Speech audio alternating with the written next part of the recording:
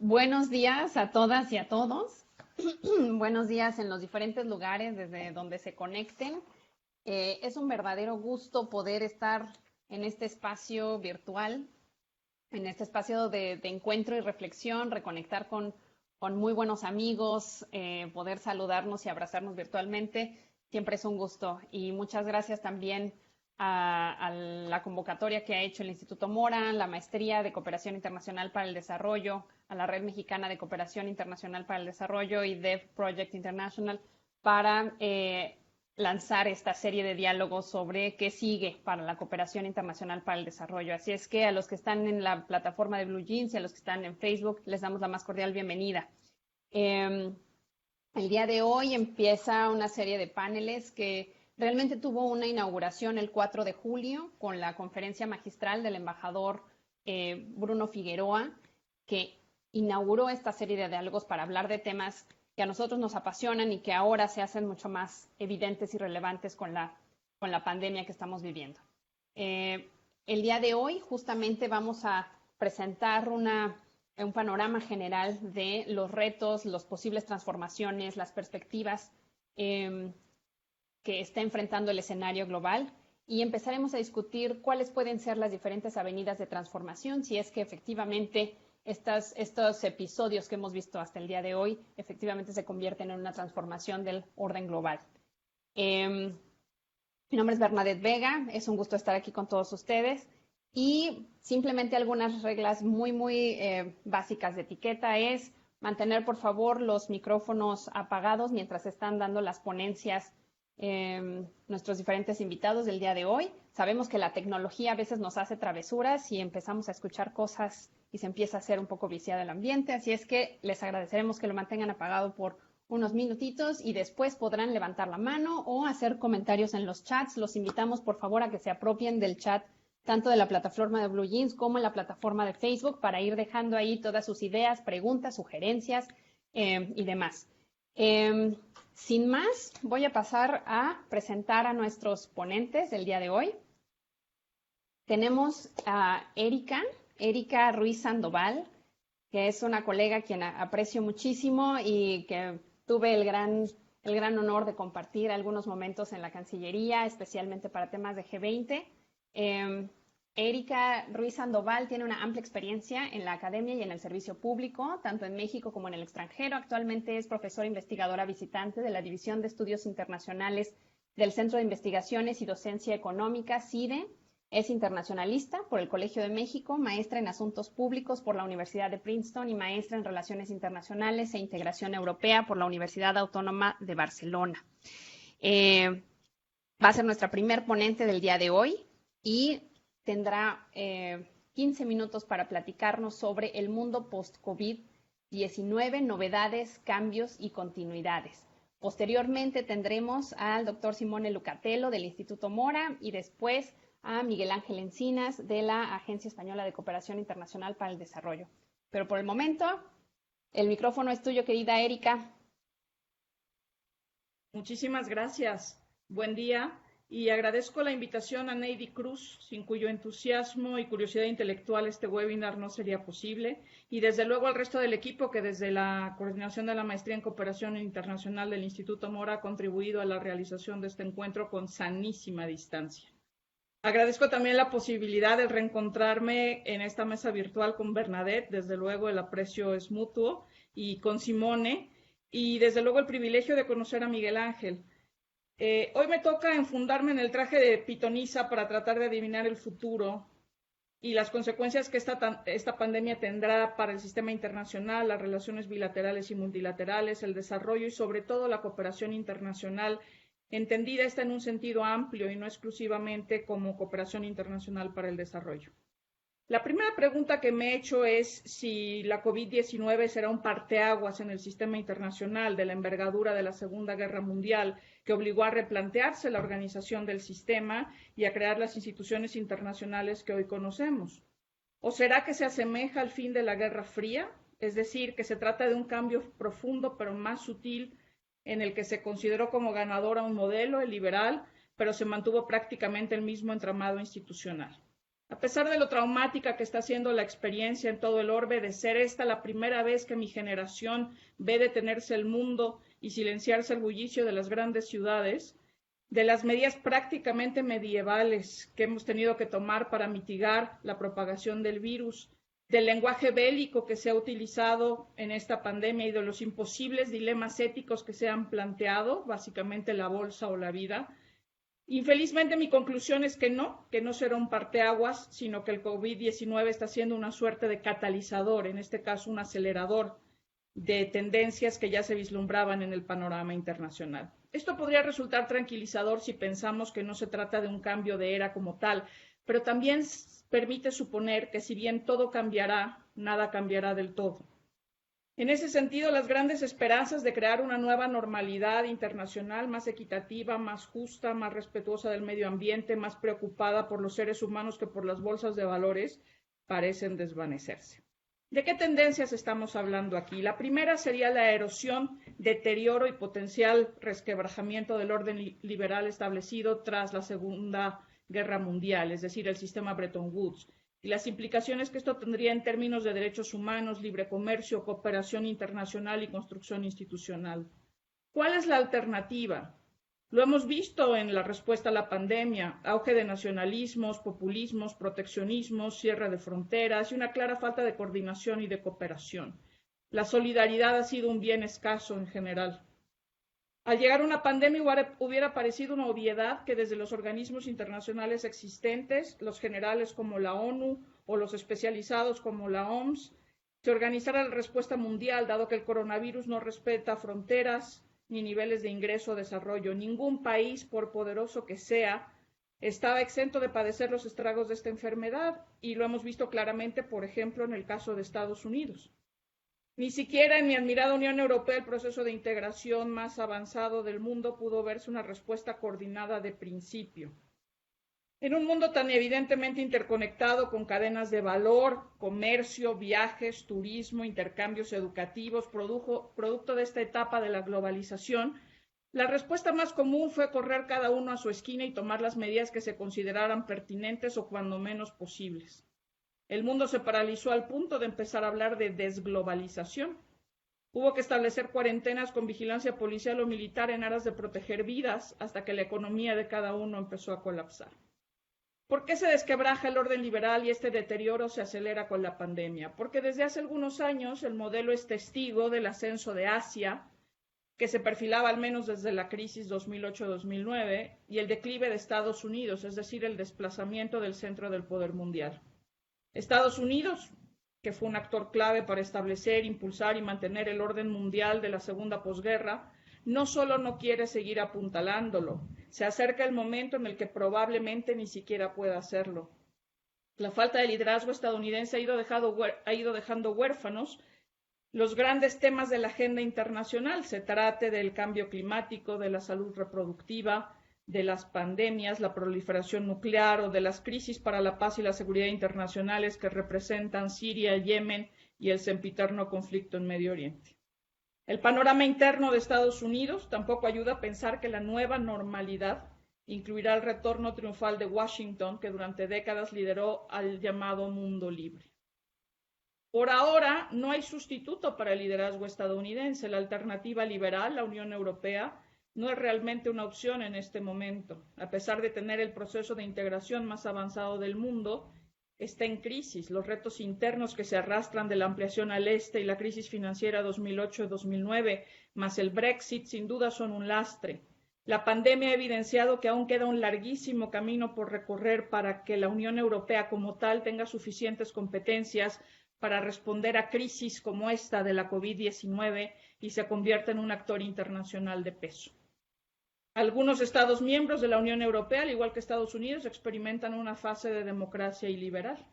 La solidaridad interna está en crisis y en ese sentido puede suponerse que la que puedan demostrar hacia el exterior también correrá con la misma suerte. Por otra parte, China está en ascenso, es más fuerte y más asertiva, pero su liderazgo conformaría probablemente un orden mundial muy distinto al que conocemos. La pandemia la ha confirmado como una suerte de país indispensable al ser prácticamente la fábrica del mundo. Esto significa que está lista para y, más importante aún, dispuesta a asumir responsabilidades globales. Por ahora, increíble pero cierto, China se ha convertido en la gran defensora de las instituciones internacionales tan vituperadas y abandonadas por el Estados Unidos de Donald Trump.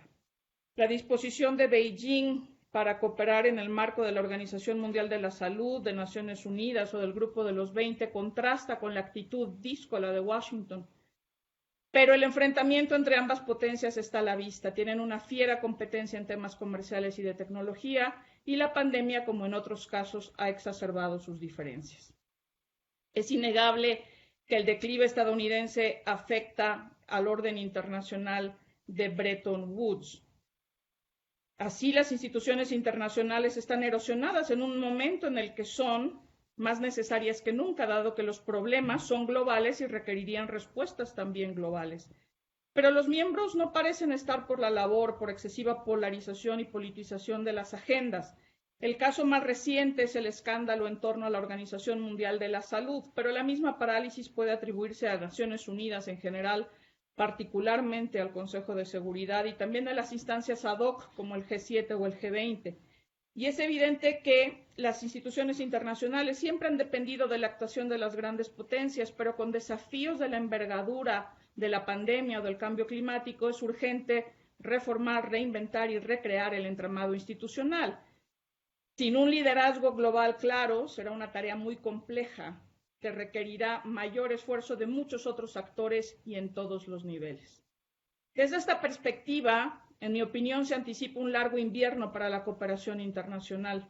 Sin voluntad política y quizás, para algunos más importante aún, sin recursos, será muy difícil emprender las acciones globales nacidas de un gran consenso, tal y como lo exigen los retos que tenemos enfrente. En este sentido, también quiero señalar que no solamente se trata de las reticencias de los líderes nacionales, también hay que mencionar las reticencias de las poblaciones para involucrarse más en el mundo. El exceso de información y de las llamadas fake news con objetivos de manipulación política están haciendo inaudibles los llamados a la acción. Los cuestionamientos a la ciencia han derivado en una mala respuesta a la pandemia y desde luego al cambio climático. A veces me pregunto si realmente todavía tenemos instinto de preservación. Pero el factor más sobresaliente es el miedo, exacerbado ahora por la sensación de debilidad que ha traído la pandemia. El miedo, como en otras épocas, está llevando al auge del nacionalismo, del proteccionismo, lo que podría hacer que la recesión se vuelva depresión, que crezcan las desigualdades y aumente la polarización, fenómenos todos que son antítesis de la cooperación internacional. En conclusión, para mí, más que estar hipotéticamente de vuelta en 1945 o en 1991, pareciera que estamos de regreso en 1918, con una pandemia inmanejable, en aquel entonces la llamada gripe española, y en los albores de un periodo muy oscuro caracterizado por la depresión económica y su traducción en escenarios políticos catastróficos. La pandemia ha dejado claro que lo que se consideraba normal no lo era, y que volver a esa supuesta normalidad es imposible. ¿Qué mundo será el del post-COVID-19? Uno mucho más complejo, más inestable y más desafiante, en el que, a pesar de todo, la cooperación internacional en sus nuevas encarnaciones, esta cooperación que hemos visto ahora es multidireccional y universal, será la clave para alumbrar una nueva era. Muchas gracias. Muchísimas gracias, Erika. Muchísimas gracias. Además, justo dentro del tiempo, lo cual me deja sin tocar la campanita. Pero sin duda nos has dado un panorama bastante claro, bastante amplio de todos los retos que se están enfrentando en muy diversos ámbitos, en lo bilateral, en lo multilateral, e incluso que trastocan los temas de política interna, ¿no? No se ve para nada un futuro muy alentador. Tampoco se están viendo liderazgos claros, liderazgos que opten por el multilateralismo, que opten por la cooperación. Pero lo que sí nos está dejando claro es que hay mucho por analizar y que serán unos periodos muy interesantes y muy atractivos para la investigación y para poder empezar a idear formas en que otros actores pueden ir también llenando esos liderazgos. Doy la palabra ahora a el doctor Simone Lucatello. El doctor Simone Lucatello es profesor investigador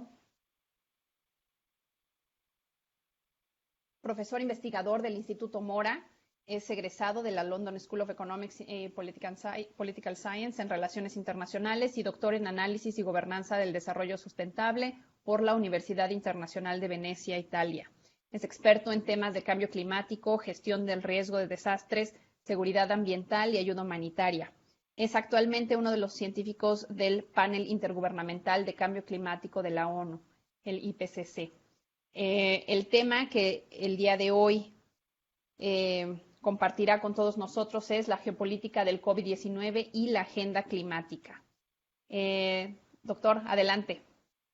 Sí, ¿qué tal? Muy buenos días, muchísimas gracias, Nadet. No sé si ven la presentación, traté de cargarla, tengo cuantas láminas de PowerPoint. Ahí Sí, me la confirma, vemos. ¿no? Perfecto, perfecto. Bueno, en primer lugar, muchísimas gracias nuevamente a todos por estar aquí un viernes, uno más de distanciamiento, de confinamiento, uno de estos viernes, casi son 3 meses desde que nos dejaron aquí en casa del 23 de marzo, ¿no? Entonces, aquí andamos contando los días y esperando que salgamos pronto de esta situación, aunque también veo como y la saludo, me da muchísimo gusto estar contigo, veo también un futuro muy poco claro con todo esto. También me da mucho gusto, bueno, agradezco a Neidi por la invitación, querida amiga y compañera del instituto. A Bernadette ya decíamos y sobre todo, bueno, a Miguel Ángel también, que lo veo por ahí y te saludo con mucha cordialidad y espero verte pronto también personalmente. Bueno, mire, yo lo que hice fue un poco de los temas que veo y que trabajo desde ya algún tiempo, hacer este binomio, como decíamos al inicio, antes que nos conectáramos, ¿no? Ahora en Facebook con Erika y los compañeros, que ahora se está hablando de la COVID y algo, ¿no? Un binomio, siempre le juntamos algo al análisis, estamos viendo en las últimas semanas que el tema del coronavirus ya está permeando las agendas de diferentes sectores, no solo salud, que por supuesto ahora es el primario, pero también hay tema de medio ambiente, hay tema de trabajo, hay tema por supuesto, de política, de muchísimos sectores. Entonces ahora, digamos, estos binomios, hasta trinomios, ¿no? Son objeto de investigaciones, de informes, de reportes, etcétera, etcétera. Justo el otro día el BID, el Banco Interamericano de Desarrollo, publicó un informe interesante sobre el tema ¿no? de COVID y las economías en América Latina, en fin. Pues decirle que esto se está moviendo, digamos, a un plano ya, si quieren, de análisis, no solamente lineal en relación al COVID, sino que lo estamos tocando a la par o paralelamente, si quieren, con otros temas, ¿no? Entonces, yo voy a hacer dos cositas. La primera es compartirle los que yo también veo antes de entrar al tema del cambio climático, ¿no? Algunas ideas de que nos está dejando en tema de geopolítica o de cambios de visión, el COVID y su herencia, por así decirle, la que estamos viviendo, ¿no? Y por el otro lado, también ver un poco qué está implicando para la agenda del cambio climático en particular. Entonces, voy a empezar con estos tres niveles de análisis que yo considero que son importantes compartirles. Luego me gustaría que, por supuesto, platicáramos y intercambiáramos ideas sobre estos puntos, ¿no? Uno ya se ha mencionado, voy con el primero. Yo creo que estamos en una situación de pérdida de brújula, ¿no? De alguna manera, de desorden mundial. Ya lo decía Erika, no lo voy a repetir. Bastante confusión en el liderazgo global, confusión en cuanto a qué hacer. Estamos hablando de buscar un equilibrio diferente. Aquí estamos viendo que los países desde que empezó el tema de la COVID se están peleando no solo por los recursos médicos y los insumos médicos, sino que también por cómo definir a nivel de cada país, dependiendo de cómo ha golpeado, ¿no? el coronavirus y la pandemia, pero también a nivel internacional y cómo se proyecta si pensamos, ¿no? Como principio que a veces la política exterior es un reflejo de la política interior, pues ahí cómo digamos, eso se está traduciendo, ¿no? A niveles de negociación internacional y precisamente de equilibrios, ¿no? Entonces, no solamente es desorden y confusión, sino que hay desequilibrio, ¿no? Y la otra cuestión se estaba mencionando, ahorita lo decía justo Bernadette, pues el liderazgo, ¿no? Yo creo que hay un problema muy grande aquí. ¿A quién estamos viendo? Aquí pongo la pregunta, ¿no? Como referentes para salir de esta pandemia. Cada vez que hay algo que pasa, siempre tenemos en algún momento algún líder, alguna figura que sale y que ayuda, ¿no? Pero en este momento no, personalmente no veo a nadie. Veo respuestas, si quieren, mecánicas, ¿no? Esta solidaridad mecánica de la que hablamos en otros seminarios, en otros momentos, donde pues sí respondemos porque, bueno, nos golpean y ahí vamos, ¿no? Le damos la vuelta al golpe y respondemos, pero digamos que a veces no es un tema ni coordinado ni institucionalizado, ¿no? Entonces, creo que es importante que vemos esta parte y la discutamos, la cuestión del liderazgo, ¿no? Entonces, veo que ahí hay claramente un vacío internacional, un vacío regional, un vacío a nivel de estados, ¿no? Y sabemos, luego lo vamos a platicar, pero hay gobiernos que también pues, se refugian en otras visiones, ¿no? Para alejar la pandemia. Hay cualquier referencia ya creo que es clara, ¿no? Pero pues ahí depende mucho de visiones, de formación, de muchas cosas. Entonces ahí lo platicamos, ¿no? El segundo orden de análisis que pongo aquí en la mesa para este tema de geopolítica es la cuestión de la economía global, ¿no? Seguro aquí Miguel Ángel podrá también profundizar, pero vaya, hay un tema muy fuerte. Cada vez que hay pandemia de esta naturaleza, por supuesto, lo primero que se afecta es la economía. Entonces, la economía global está en su mayor recesión desde el 2008. No pasaron muchos años desde que tuvimos una importante recesión económica. Tampoco hemos salido al 100 de esa y volvemos a través de esta pandemia, ¿no? Entonces, se calcula que más o menos entre el 8 y el 10%, dependiendo de las cifras y de los análisis o de los números que ustedes ven, ¿no? De la numeralia, digamos, que está presente en la literatura actual o en la prensa. Entonces, bueno, por ahí tenemos un rango de 8 o 10% del PIB, ¿no? De las economías globales, bueno, en particular del G20. Pero eso se traduce en un asunto muy importante y peligroso. Estamos hablando de deudas. Es decir, cómo en este momento los países que no están produciendo riqueza van a buscar el dinero que les sirve para sacar adelante la economía y los sistemas productivos, las cadenas productivas, etcétera, etcétera. Pues como todos tienen que endeudarse, ¿no? Van a pedir dinero a los bancos y este es lo que está pasando. Entonces, en este momento, ahorita le voy a pasar una lámina, la deuda que hay en el caso del Producto Interno Bruto de la región latinoamericana, perdón, lo puse, es del 62%, o sea, es muchísimo. Aquí hay una lámina que le quiero compartir de la deuda pública de los países latinoamericanos. Vean cómo estamos, ¿no? Ecuador tal vez es un caso, hace poquito hizo o firmó, digamos así, un préstamo con el Fondo Monetario de 4.2 billones o 1.000 millones de dólares. Entonces, eso significa, imagínense, para un país, en el caso de Ecuador, y países que dependen, ese es el otro dilema, el problema, sobre todo en el caso latinoamericano, que dependen de los recursos naturales digamos, para su sobrevivencia, y sabemos cómo el precio del petróleo ha ido, ¿no? Subiendo y bajando. Entonces, bueno, esa es una estadística, o si quiere, un cuadro de lo que está pasando con la deuda pública después de la pandemia. Entonces, como segundo nivel de análisis, le decía, es la cuestión macro en cuanto a económica. Ahora, ligado a eso, también tenemos un impacto a nivel local.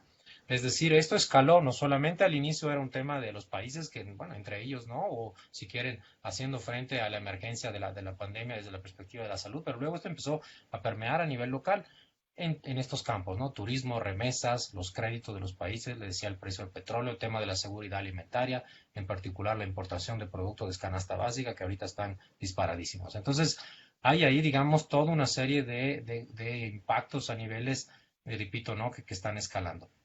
Y otra cuestión para los que son sobre todo digamos, de visión crítica hacia lo que ha sido hasta el momento el sistema global, en particular el tema neoliberal, pues ven, y en eso estoy de acuerdo, como digamos, analistas si quieren, que hay un aumento de los riesgos de crisis financieras y injerencias nuevamente con prácticas que conocemos anteriores de países, digamos, de organismos internacionales como el Fondo Monetario u otros que intervienen para rescatar el bailout, ¿no? Famoso, rescatar a los países con unos costos enormes para los mismos, ¿no? Ya hablábamos de la deuda, pero también sabemos a veces cuáles son las condiciones o las condicionantes de los préstamos. Entonces, ese es todo un tema que vuelve, ¿no? A poner leña en el fuego, ahora ya si quieren, ¿no? Dependiendo de las zonas de las que estamos hablando, en el caso de Latinoamérica, pero también en África y en otras partes.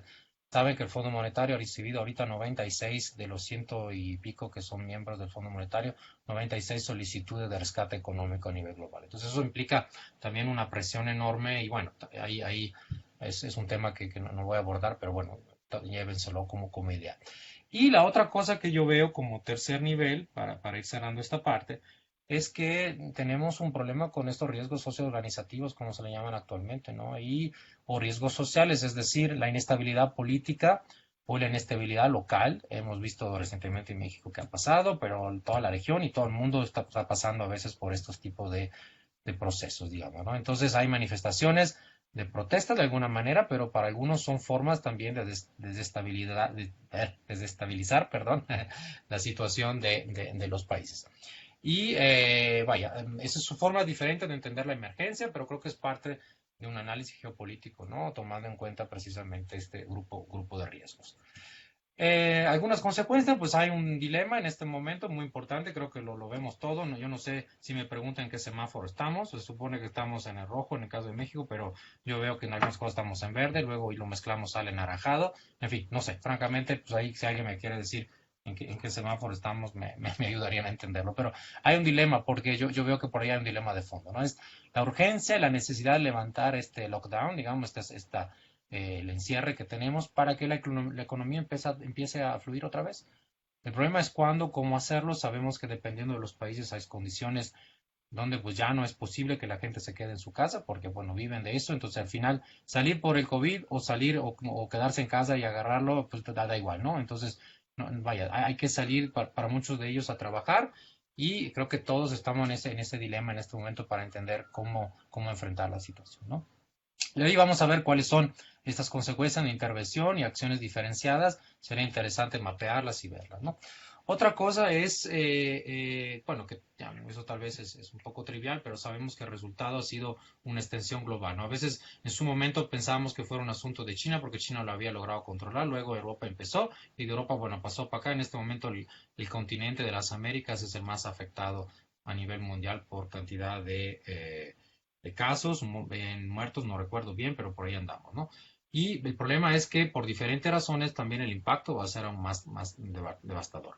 La otra cosa que yo veo y considero es que la verdad que de manera olímpica nos hemos brincado, ignorado las recomendaciones de los organismos y la máscara, ¿no? La mascarilla y las pruebas, ¿no? Y los test y esto y lo otro, pues la verdad que cada quien está haciendo como quiera y dependiendo de sus, yo creo, si quieres, ¿no? Reglamentos, leyes, visiones. Ayer me dio gusto que finalmente la Secretaría de Salud del caso de México saliera a decir que sí se habían dado cuenta que tal vez la estrategia no está bien, pues es importante que recapacitemos a lo largo del proceso, ¿no? Entonces yo creo que en ese sentido le llamo desgobernanza de la salud global. No solamente la Organización Mundial de la Salud ha sido golpeada de una forma brutal, como saben, ¿no? Desde Estados Unidos hasta muchos cuestionamientos desde su funcionamiento, etcétera, etcétera. Pero bueno, estoy hablando de desgobernanza de la salud porque ya no tenemos un referente, creo yo, global, a pesar de las recomendaciones que emite constantemente la OMS, pero siento que ahí necesitamos reforzar y retrabajar la cooperación en este aspecto, ¿no? En ese sentido, bueno, me permito comentar que próximamente va a salir en la revista Foreign Affairs en español, Latinoamérica, todo un número especial sobre este tema de cooperación, de gobernanza, desgobernanza en torno a la salud. Bueno, otro tema y es la cuestión del balance, que hay poco claro entre la cooperación internacional y el aislamiento, es decir, hay países que prefieren no cooperar, ahora sí, está clarísimo en este tema, nada más requieren lo que es necesario de los actores internacionales o de plano prefieren luego el caso de Brasil, irse por otra vez también, ¿no? Por su línea y enfrentar al tema de la COVID de una manera, quieren inusual para muchos, pero también que está implicando enormes contradicciones y críticas internas, ¿no? Bueno, y al final el tema de relaciones Estados Unidos-China, también eso va a ser un poco la cuestión, yo creo, del futuro, ¿no? En cuanto a esta incertidumbre y a esta reconfiguración del orden mundial. Bueno, esos son como que algunas cosas generales. Y lo que voy ahorita tengo 2 láminas más para luego ya no hablar, sobre el tema de los impactos para mí de lo que está pasando con la acción climática global. A ver, ustedes saben que estamos paralelamente, antes que llegara el tema del COVID, teníamos una crisis financiera, económica, que les digo que ahí estaba. Luego la crisis climática, la urgencia climática, nos estaba hablando muchísimo de este tema, que sigue siendo parte de la narrativa global. Pero en este momento también estamos juntando el tema de la COVID, ¿no? De la pandemia. Entonces tenemos 3 crisis simultáneas y lo que está pasando y lo que estamos viendo con lo que estamos en el tema de clima es que está pasando a un menor plano de urgencia. ¿Por qué? Porque evidentemente, ¿no? Es obvio, ahora pues hay un tema de coyuntura que es la pandemia, que es el tema de salvar vidas. Igual el cambio climático tiene un impacto enorme en cuestiones de vida, pero se está sopesando, digamos, de una forma diferente, ¿no? Y yo creo que ahorita en cuanto a geoeconomía y geopolítica de lo que viene de la misma COVID, se determinarán cómo van a ser los escenarios de respuesta a la crisis climática. Yo no creo que vayamos siguiendo con la misma inercia o no inercia, dependiendo ahí de la crítica que le empecemos a hacer, ¿no? De cómo se estaba llevando a cabo la lucha climática global. Pero ustedes saben que en el caso de la COP, la conferencia de las partes, ¿no? Las 26 se pospuso este año, muchas reuniones intermedias de los intergubernamentales, ahí SIG, ¿no? Intergubernamentales son las que se pospusieron también. El reporte global del clima que estamos trabajando en el IPCC también tuvo ahí un momento de pausa, lo estamos retomando para finales de año. En fin, como que ahora no hay este asunto que temporal, si quieres, un momentáneo, no sé cómo llamarle, pero que tiene un impacto en la acción perdón, la acción global climática, ¿no? Entonces yo diría que dependiendo también de la profundización y severidad de las dimensiones que anteriormente le he mencionado, se pone en entredicho el tema fundamental, creo yo, de la lucha climática en este momento, que es la cuestión de la transición energética, es decir, pasar, ¿no?, a este mundo limpio, este mundo de cero emisiones de carbono, a este mundo donde, digamos, ya no tengamos estos niveles de contaminación o niveles de gases, de emisión de gases de efecto invernadero que implica estos cambios catastróficos que se viven, ¿no? Entonces, yo creo que donde va a golpear el tema de la COVID es justamente esto. Si ustedes ven, también hay respuestas diferenciadas. La Unión Europea en el momento peor, perfecto.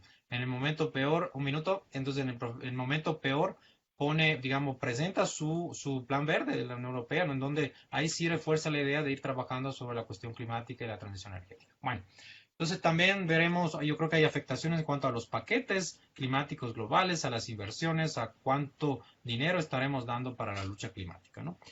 Y entonces, lo que veo es que creo yo que estaremos pasando de una política climática global basada en el momento, ¿no? Porque estábamos diciendo todo este es el momento, la urgencia para actuar, etcétera, etcétera, a una tal vez donde iremos trabajando sobre intereses y acciones específicas.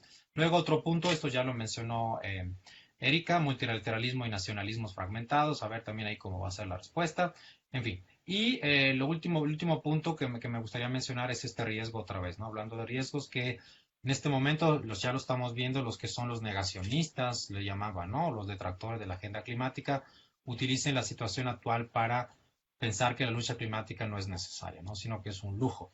Pero Trump ya lo hemos escuchado en este momento, si ya para él era de la quinta o sexto nivel de su agenda nacional el tema del clima, pues ahora ni siquiera se habla, ¿no?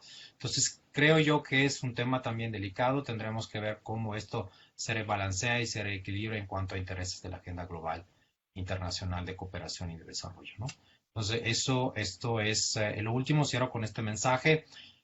Todo esto tiene que ver con el desarrollo sustentable, vaya, ¿no? La salud, el tema del clima, el tema, decía, del trabajo y todo eso. Tenemos una agenda 2030, etcétera, pero lo que es importante es que hay soluciones de todo esto, ¿no? Pero esto se tiene que alinear al tema de los esfuerzos para cumplir con la sustentabilidad global. Eso sería como que mi mensaje de cierre. Muchas gracias y perdón por extenderme. Muchísimas gracias, Simone, justo en tiempo. Y definitivamente nos dejas aquí con muchas preguntas con respecto a cuáles son las disyuntivas, aparentes disyuntivas, en las que se están metiendo muchos liderazgos o justamente estos detractores de la lucha climática. El hecho de que se estén posponiendo, que estemos viendo que algunas discusiones no necesariamente se están teniendo o que se están retrasando acciones o se están subordinando a la crisis económica y a la crisis sanitaria.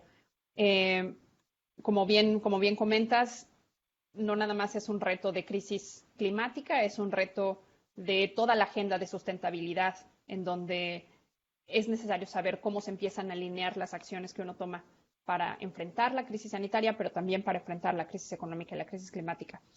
Muchísimas gracias por tu intervención. En este momento quisiera saludar y dar la palabra también a Miguel Ángel Encinas. Muchas gracias por estar con nosotros el día de hoy. Miguel Ángel Encinas es el coordinador general de la cooperación española en México. Este cargo lo ha tenido también en Guatemala, Nicaragua, República Dominicana y Venezuela. También ha colaborado con la AICID en Colombia. Es licenciado en Ciencias Económicas y Empresariales por la Universidad del País Vasco y especialista en Cooperación Internacional y Proyectos de Desarrollo por la Universidad de Externado. Miguel Ángel Encinas nos platicará el día de hoy de cuál ha sido el rol de las agencias de cooperación al desarrollo, qué perspectivas ven también hacia el futuro. Muchísimas gracias por estar con nosotros. Tienes 15 minutos y 2 minutitos antes tocaré la campanita para nada más avisar que se está terminando el tiempo. Adelante. Muy bien, muchas gracias, Bernadette. Antes de nada quería agradecer, como no puede ser de otra manera, al Instituto Mora por su confianza saludar también a Erika, que la estoy viendo ahí. ¿Qué tal, Erika? ¿Cómo estás? Y a mis amigos Neidi y Simone, bueno, que ya estamos contando los días para que podamos vernos en vivo y en directo y no mediatizados, ¿no? Por una pantalla. ¿Qué tal, Simone? Pero bueno, vamos a ver. Les voy a compartir la pantalla, a ver si lo hago bien. Ustedes me dicen si se ve. Espero que se esté viendo. No lo sé. ¿Se está viendo? Sí. Sí, Fenomenal. sí se está viendo. Buenísimo. Pantalla completa, ¿verdad? Se está viendo como en PowerPoint, no necesariamente en tipo Ahora, presentación. Ahora sí, perfecto. ahora sí. Bueno, muy bien. Bien, pues comienzo entonces para tratar de ceñirme al tiempo que me ha asignado Bernadette. Eh, yo, además de abordar los temas que comentaba Bernadette en este momento, yo he tratado de responder precisamente a la pregunta motivadora que tiene este espacio, ¿no? ¿Qué sigue para la cooperación internacional después de conocer lo que Simone y Erika nos han venido comentando, ¿no? Después de o dentro o tras este panorama que se nos ha planteado muy bien por parte de ellos, ¿qué viene para una disciplina, para una actividad, para la ejecución de una política, que al final es eso, que es la cooperación internacional para el desarrollo? Y he tratado de responder y he tratado de buscar algunos elementos que seguramente muchos de vosotros, muchos de vosotras ya conocéis, pero a mí me gustaría de alguna manera concitarlos, reunirlos y tratar de sacar alguna conclusión al final. Voy a tratar de ser lo más esquemático posible.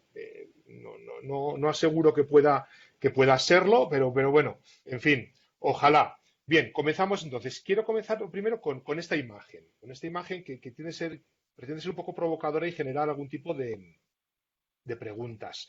Esta cifra que ven ahí tan grande es la ayuda que se ha contabilizado, la ayuda, la OD, que se ha contabilizado hasta mayo del 2020. Evidentemente, lo único diferente que ha pasado este año respecto de otros es la pandemia del coronavirus. Por lo tanto, esta ayuda, su mayoría va destinada, o en su totalidad va destinada a tratar de atender las consecuencias y las consecuencias de la pandemia. 400.000 más de 400.000 millones de dólares. Es importante que vean lo que pone arriba. Esto es más del doble de la ayuda global que se dio en el año 2019. Aquí surgen preguntas, aquí pueden haber algunas preguntas incómodas, pero yo creo que al final de la conferencia o al final de la intervención podremos centrarnos en algunas de ellas. ¿Cómo estamos movilizando? ¿Cómo hemos sido capaces de movilizar esa cantidad de recursos cuando tradicionalmente los recursos de cooperación internacional no es fácil movilizarlos por diferentes circunstancias, pero no es fácil? Ahora, en cambio, tenemos ya 400.000 millones de dólares dentro del sistema, datos de mayo del 2020. A esto hay que sumarle, y lo pongo abajo, otros dos grandes montos en dólares, pero que hasta ahora tienen la categoría de compromiso. ¿A dónde va esto? ¿Para qué es este dinero? ¿Para qué va este recurso? Pues básicamente a los tres elementos, a los tres espacios que podéis ver a la izquierda. Programas de refuerzo social y financiero, apoyo también a iniciativas vinculadas a los sistemas de salud y alivio de la deuda externa, que también comentaba en algún momento Simone en su intervención. Estos son, de alguna manera, por lo tanto, los tres espacios en los cuales creemos que tenemos que trabajar, que tenemos que atender desde el sistema de cooperación internacional para tratar de atender las consecuencias de la pandemia.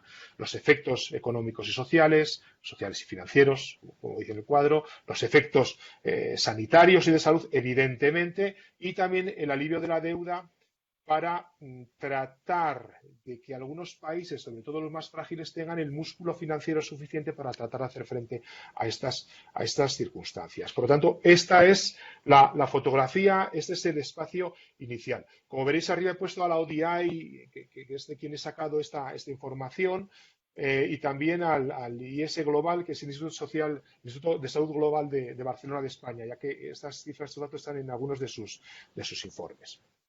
Pero después de esta fotografía, esto está muy bien, me podéis decir, bueno, este dato es magnífico, está bien o no, y lo podemos debatir, pero ¿qué se está diciendo? ¿Qué se comenta? ¿Qué hemos estado oyendo? Y a través de lo que se comenta, y lo que comentan algunas autoridades, algunas personalidades, ¿cómo podemos ayudar o cómo podemos trasladar esos comentarios y el marco en el que estamos a una futura estrategia de desarrollo? Ese es el objetivo. ¿Qué elementos debe tener una estrategia de desarrollo? ¿Qué elementos deben caracterizar lo que queramos hacer en materia de cooperación para el desarrollo a partir de ahora, teniendo en cuenta la situación en la que estamos? Este es el objetivo y que si no lo hago demasiado mal, espero que quede claro al final de mi intervención. Vamos a ver si... Ahí está. ¿Qué nos dice Alicia Bárcena? También en mayo del 2020. Alicia se centra, lógicamente, en algo que ya sabíamos. Cómo debe ser la Agenda 2030. Lo que pasa es que ella lo marca, evidentemente, al momento en el que estamos, después del COVID-19. ¿Qué va a pasar después del COVID-19? Se lo preguntan a la secretaria ejecutiva de la CEPAL, ¿qué va a pasar? ¿Cómo ve ella el desarrollo? ¿Cómo ve el mundo de la cooperación? ¿Cómo ve el mundo de la cooperación para el desarrollo? Pues ella dice que hace falta más cooperación internacional y regional, hace falta más multilateralismo y más integración productiva. Todo ello dentro de un marco que ya tenemos, que lo tenemos desde hace varios años, que es la Agenda 2030. Y que esa Agenda 2030, también nos dice Alicia Bárcena, algo que ya sabíamos, nos va a permitir alcanzar un nuevo modelo de desarrollo.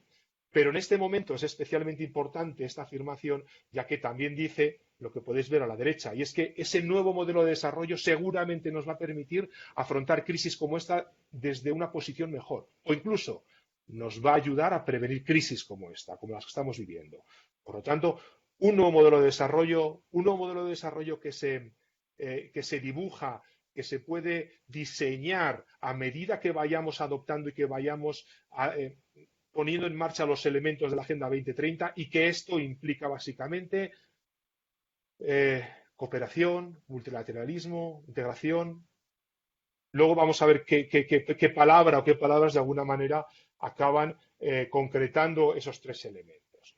He buscado también otra figura que todos conocemos, que es el secretario general de Naciones Unidas, Antonio Guterres, que hace bien poquito dijo lo siguiente, que estamos tratando o que estamos descubriendo o aprendiendo algunas lecciones dolorosamente pero necesarias.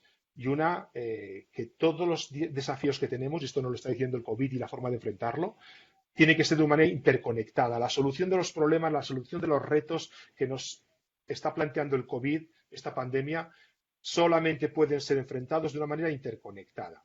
Y que la tecnología es una herramienta, es un elemento absolutamente básico para ser exitoso, para poder lidiar, como él dice, estos retos, estas dificultades.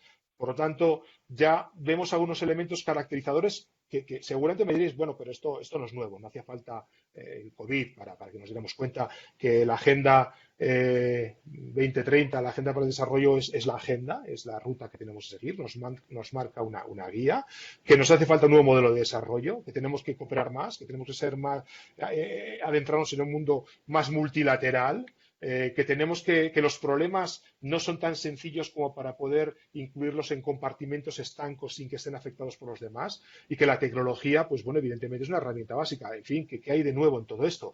Pues no hay nada nuevo. Realmente no hay nada nuevo.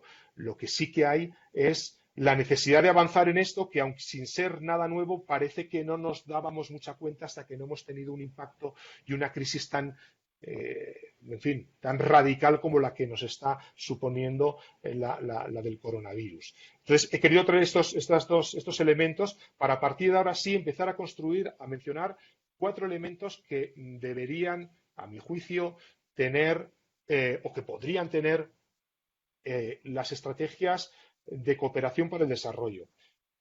Tratando de responder a esa pregunta que se marcaba inicialmente. Los 4 elementos son los siguientes. Aquí también, me vais a perdonar, no voy a ser especialmente novedoso. Seguramente voy a repetir algo que todas vosotras, todos vosotros conocéis muy bien, pero realmente lo que parece algo sintomático, algo complicado, es que todo esto ya lo sabíamos. Todo esto no es nuevo y lo único que ha hecho la pandemia del coronavirus es recordarnos que no podemos olvidarnos de ciertas cosas.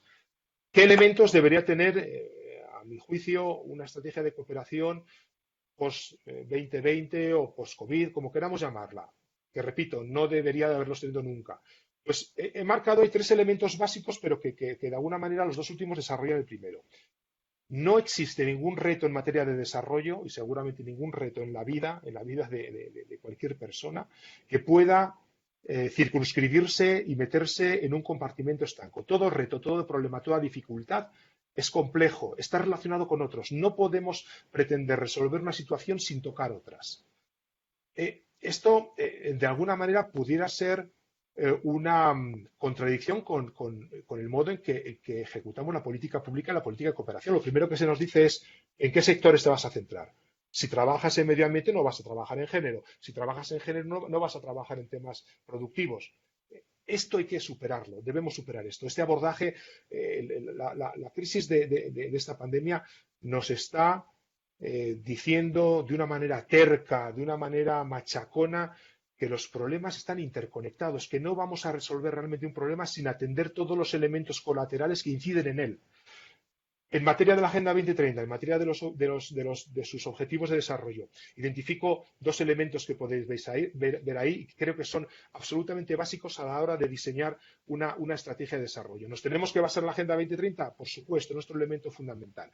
Pero tenemos que ser capaces de leer, de interpretar los ODS. Empiezo desde abajo. Hay ODS Plus, que le he robado este término al Instituto de Salud de Salud Global de Barcelona, su autoría es de ellos. Por ejemplo, y ellos son expertos en salud, nos dicen el objetivo que se centra en el tema de salud es un objetivo plus. ¿Por qué? Porque para poder alcanzar ese objetivo voy a tener que tocar otros. Voy a tener que tocar agua, voy a tener que tocar alimentación, voy a tener que tocar pobreza. Son objetivos, los objetivos plus son aquellos cuyas metas dependen de otros. Por lo tanto, tengo que ser capaz de tejer esa red de trabajo. No voy a poder abordar un problema de salud pensando y circunscribiéndome solamente a las consecuencias o a las características de ese problema de salud. Tengo que pensar qué elementos están incidiendo en él. Y los ODS estratégicos. Esta definición de ODS estratégico seguramente va a depender para cada agencia, para cada país, para cada momento de desarrollo de cada uno de los países y tendrá que identificar cuál es el más importante. Un ODS estratégico es aquel ODS palanca que me va a ayudar, que incidiendo en una de sus metas, en un ODS, me va a ayudar a incidir en otros. Es decir, por lo tanto, los ODS estratégicos y los ODS Plus están relacionados hacia arriba y hacia abajo. Yo luego me voy a centrar sobre todo en los ODS estratégicos y me voy a atrever a proponer incluso uno, quizá pensando más en mi agencia o pensando más en América Latina, pero no me adelanto, pero sí que una de las novedades que quiero proponer es que pensemos en esos ODS, en esos objetivos de desarrollo sostenible estratégicos. Primer elemento, esa interconexión y esa relectura de la Agenda 2030 y de qué implica cada uno de sus ODS. Segundo elemento, Simone ha hablado se ha referido en varios momentos al liderazgo. En este segundo punto también me quiero de una manera diferente, pero también quiero hablar del liderazgo. ¿Quién lidera el proceso de desarrollo? Esta es una pregunta que supuestamente está resuelta hace mucho tiempo, pero depende a quién le preguntemos. Nos vamos a encontrar que el líder, que el coordinador, que el responsable acaba siendo uno u otro. Depende quién nos lo comente. Pues bien, esa estrategia tiene que estar participada, en mi opinión, repito, esto es una propuesta. Estas nuevas estrategias, las estrategias de cooperación para el desarrollo post-2020, tienen que estar participadas, gobernadas y cofinanciadas, importante ahí, cofinanciadas, por diferentes sectores de la administración pública. Pero aquí la administración pública no puede esquivar, no puede endosar su responsabilidad a otro actor, no puede endosar su responsabilidad a la sociedad civil, no puede endosar su responsabilidad al sector productivo. No puede hacerlo. Tiene que asumir su responsabilidad. La administración pública surge del ejercicio democrático de votación de la población. Por lo tanto, tiene una legitimidad democrática que seguramente otros actores muy importantes en el proceso de desarrollo no tienen. La administración pública sí lo tiene. En este elemento, en ese segundo elemento, con esos 3 puntos que podéis ver ahí, básicamente me centro o quiero hacer ver la necesidad de que bajo el liderazgo, bajo la coordinación de la administración pública, se deben reunir toda una serie de actores con sus capacidades, con sus intereses, con sus problemas, con sus recursos, para echar a rodar esa estrategia de cooperación para el desarrollo. El primer punto, pues como podéis ver, tiene mucho que ver con la situación que estamos viviendo y es que quizá el mundo de la cooperación para el desarrollo, al que yo pertenezco desde hace muchos años, quizá hemos dado durante demasiado tiempo la espalda al mundo de la ciencia, al mundo de la investigación, al mundo de la innovación, y eso se está revelando como una debilidad. Debemos sumar con toda la fuerza del caso. Tenemos que ser capaces de generar los espacios para que los los actores expertos en investigación, en desarrollo, en ciencia, en tecnología, puedan aportar todas sus capacidades. Esto quizá aquí me estoy refiriendo a una debilidad que nuestro trabajo ha tenido durante los últimos años. Dos sectores que también tienen que sumarse y que tienen mucho que decir en procesos de coordinación, en procesos organizativos, el ámbito académico y el ámbito empresarial y de la sociedad civil. Este trípode de apoyo, esas tres patas de apoyo a la administración pública es fundamental. 2 minutos. Voy acabando. Y el tercero, todos los actores implicados tienen capacidades, tienen fortalezas, tienen algo que decir. Ninguno deja de ser importante, pero, repito, bajo el liderazgo de la administración pública. 2 espacios más que los voy a pasar muy rápidamente para ir a una propuesta de marco conceptual. Financiación. Esto acaba siendo en muchos casos el caballo de batalla de todas las estrategias. Pero ¿con cuántos recursos contamos? Contamos con muchos recursos. No tenemos que centrarnos solamente en los recursos económicos. Hay muchos recursos, muchas capacidades que tenemos que ser capaces de sumar. No es necesariamente ser imaginativos, es ser exactos, es ser correctos y saber qué puede aportar cada uno de los actores. Hay mucho que aportar, lo estamos viendo en la crisis del coronavirus. Este planteamiento tenemos que seguir manteniéndolo en un espacio de post-coronavirus. Incentivos, tenemos que seguir incentivando a los actores privados, el ámbito académico, al ámbito científico y a la sociedad civil para participar, para incorporarse. Y esto va más allá de la financiación. Puede haber incentivos legales, normativos, para que todo el mundo vea que debe y que puede participar y que además que es valorada su participación. Estos son los 4 elementos que yo me atrevería a decir que deben ser los 4 pilares, las 4 columnas sobre las que construir nuevas relaciones de cooperación para el desarrollo. Y repito, seguramente me diréis, no es nada nuevo. Y estaré de acuerdo, no es nada nuevo. Yo estoy de acuerdo con esto. Pero algo ha pasado si no lo hemos tenido en cuenta hasta ahora y si la pandemia del coronavirus nos dice que quizá tenemos que orientarnos por acá. Con esto acabo. Marco conceptual, un nuevo modelo de desarrollo, como nos decía Alicia Bárcena, ¿basado en qué? Pues en esos objetivos y en esa agenda que es nuestra guía para el desarrollo.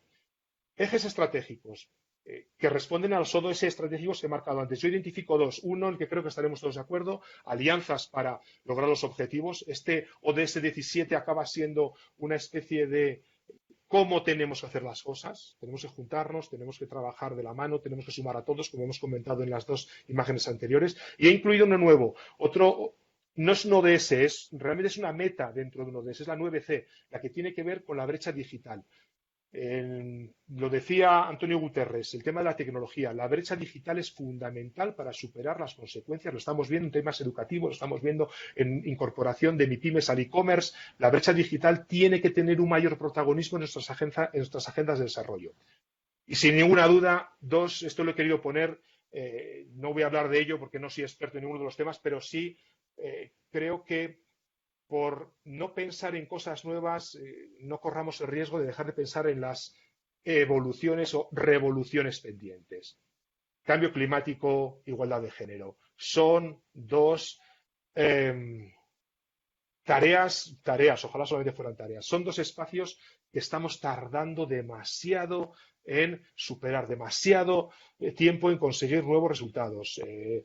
Con Neidi y con Simón hemos hablado en alguna ocasión de todo el riesgo que hay para el cambio climático, lo que está ocurriendo ahora con la pandemia. ¿Qué nos vamos a encontrar?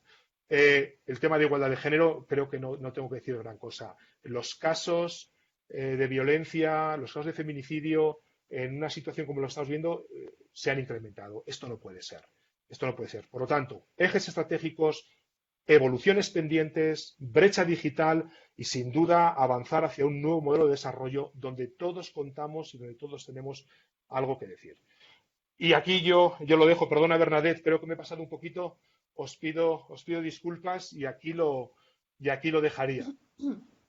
No te preocupes.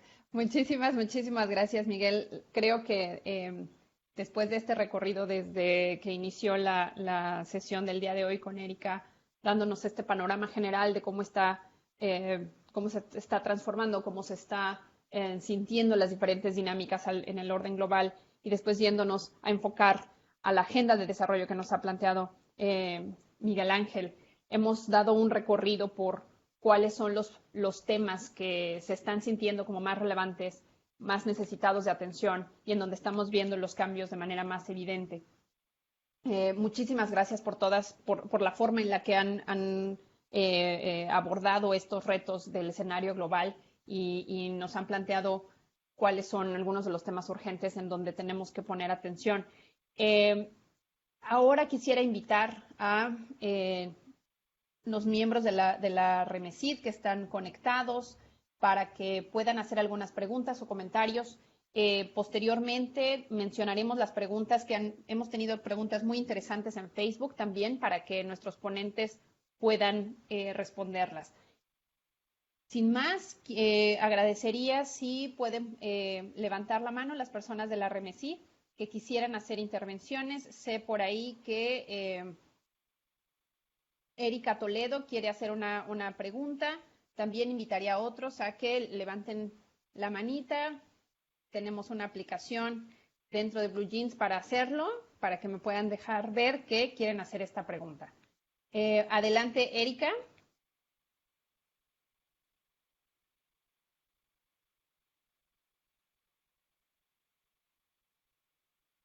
No te escuchamos. Si puedes abrir tu micrófono, por Hola, favor. Bernardo.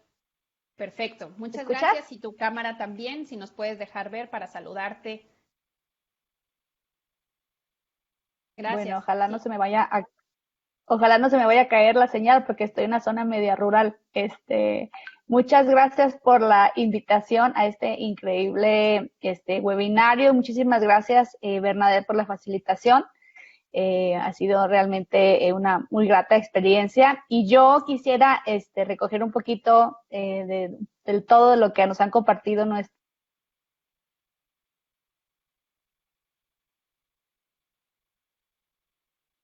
Erika, te perdimos. Si quieres apagar tu cámara, entonces, y nada más dejarnos tu pregunta. Ahí, mejor apago el video, ¿no? Sí. Adelante, ahora sí, te escuchamos. Perdonen, ando rural. Y yo lo que quería preguntar es, ahorita sobre todo el tema de la importancia de otros formatos de cooperación, por ejemplo, donde involucramos a más instituciones, hablaban del tema también de la cooperación académica y técnica, y aunque es una cooperación, bueno, que se ha dado de manera fluida, no ha sido lo suficientemente exitosa, creo yo. Y ahorita es cuando más necesitamos, sobre todo en el tema de la cooperación para la salud, ¿no? Y soluciones técnicas que tienen mucho que ver con la academia. Sin embargo, yo me preguntaría, ¿cómo ven este proceso, especialmente en el contexto político actual, donde vemos un CONACYT un poco reticente, donde hay tanta incertidumbre respecto de cómo va a ser la política tecnológica de nuestro país? Porque a fin de cuentas, incluso la cooperación técnica y académica es una cooperación que es un instrumento de política exterior, entonces depende mucho de la política nacional y no tenemos un buen panorama en este momento. Entonces, ¿cómo podríamos empezar a generar pues espacios alternos para ese tipo de cooperación y quién piensan que podría liderarlo en caso de que esta incertidumbre actual pues sí llegue a un fin no tan feliz, digamos? Gracias. Muchísimas gracias, Erika. ¿Alguna otra pregunta? Tenemos a Sergio Vázquez en cámara. Adelante. ¿Tú quieres hacer alguna pregunta? Hola, ¿qué tal, Bernadette? Y a todos los asistentes y ponentes, muchas gracias. Yo tengo dos preguntas, una en el ámbito multilateral y para cualquiera de los ponentes que la quiera contestar, que yo creo que va ligada con el tema, y es referente al tema de la salud. Si ustedes ven que a nivel internacional va a haber una reconfiguración de las relaciones internacionales en torno a este tema, es decir, a lo mejor un contexto internacional donde no va a haber un líder, claro, pero sí una constante pugna entre diferentes actores y en donde otros actores antes llamados emergentes, ya no sé si el término aplica del todo, pero como Brasil, India, Rusia, México también van a jugar un papel relevante. Y la segunda pregunta va orientada a ustedes que han estado muy de cerca en la política, en específico Erika Guzmán en la política exterior mexicana. ¿Cómo ve los retos de México frente a un post-COVID, a un contexto internacional como nos lo explicaba, ¿no? No nada, nada halagüeño. Y, por ejemplo, con estos nuevos cambios que se están dando en nuestra política exterior, que pareciera que no está del todo o no está como muy decidida a jugar parte de las relaciones internacionales, pero por otro lado, antier acaban de elegir a México como próximo miembro permanente del Consejo de Seguridad de Naciones Unidas, ¿no? Entonces, me parece bien interesante ahí cómo podríamos replantear el papel de México con la tendencia de esta política exterior y, bueno, qué vamos a opinar, qué vamos a decir ahí, cómo un poco sería nuestro rol. Gracias. Muchas gracias, Sergio. Y recogería una tercera intervención de Violeta para después darle paso a los ponentes a que comenten y respondan cada una de estas preguntas. Muchísimas gracias, Bernadette. Pues igual es un saludo a todas y a todos. Mi pregunta igual puede ser para los tres y quien pudiera contestarme en esta preocupante situación de descalificación de instituciones que como el CONAPRED en nuestro país está siendo, como dice muy bien Miguel, criticado, ¿no? Instituciones que son criticadas, que son descalificadas y que de primera han sido de los derechos humanos y de esta visión de inclusión, de no discriminación y que también encaja muchísimo en la Agenda 2030, que es una agenda de derechos humanos. ¿Cómo podríamos nosotros, desde la academia, desde la ciudadanía, desde las empresas, ayudar a que esto no siga sucediendo y nos vayamos debilitando como sociedad? Muchísimas gracias.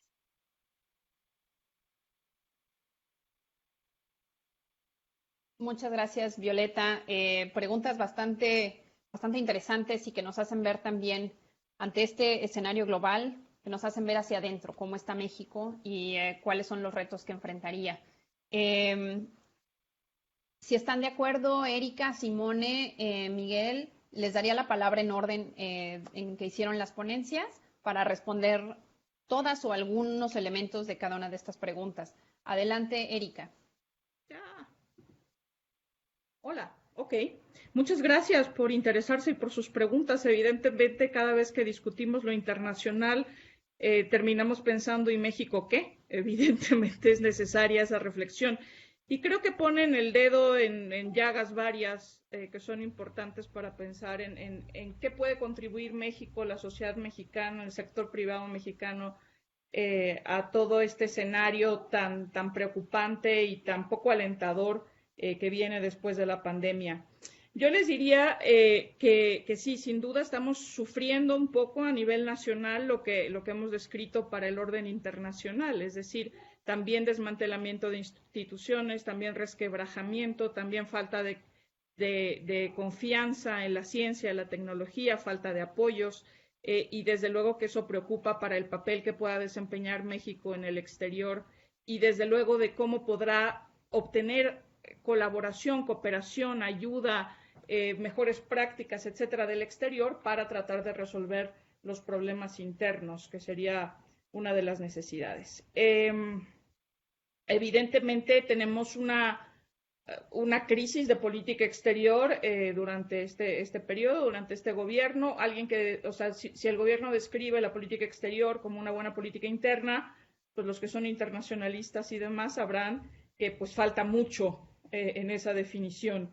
Y en ese sentido, pues nuestra participación, mencionaban actores emergentes que pueden contribuir, les diría que pues no cuenten mucho con lo que podamos hacer. Es por dos razones. Uno, por una perspectiva ideológica, sin duda, y por otra, pues la falta de recursos, definitivamente. Es decir, México ha optado por un camino radicalmente distinto al que han seguido la mayor parte de los países en el manejo de la pandemia y también en el manejo de las consecuencias de la pandemia, y en ese sentido pues no vamos en la misma dirección. Así que tendremos, yo creo, problemas significativos para entendernos con otros socios tradicionales o no, y también para hacer la contribución que le correspondería a un país del tamaño, la dimensión y la importancia de México en el escenario de la cooperación internacional, para el desarrollo y en concreto en esquemas de cooperación sur-sur o cooperación triangular.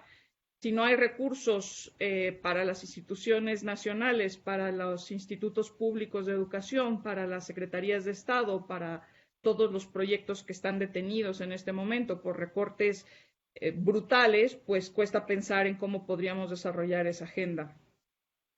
Desde luego creo que habrá una reconfiguración de la estructura y del entramado institucional en materia de salud.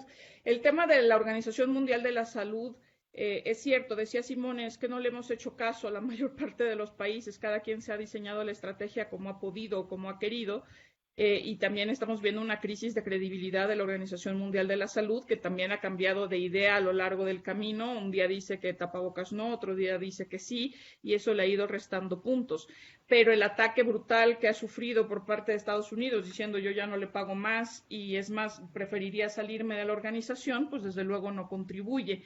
Esta mañana sale un artículo donde dice una fuente anónima, evidentemente, pero significativa, que dice que los europeos en parte están dispuestos también a entrar al escenario de la reforma de la Organización Mundial de la Salud, porque coinciden, quizás no en la forma, pero sí en el fondo, con lo que dice Estados Unidos respecto de la organización. Entonces creo que sí veremos eso. El problema está en que todas estas reformas institucionales, desde luego, son necesarias, son posibles, pero tomarán tiempo y tomarán algo que por el momento no se ve en el panorama internacional, que es voluntad política y disposición de los Estados miembros a participar. Por eso, pues también me gusta que identifiquen que esto no es solamente una tarea de los Estados, no es solamente una tarea de los gobiernos nacionales, sino que tenemos que involucrar a todos los sectores para poder llegar al diseño de un nuevo modelo de desarrollo como el que planteaba Miguel Ángel en su presentación, y donde se sumen las fortalezas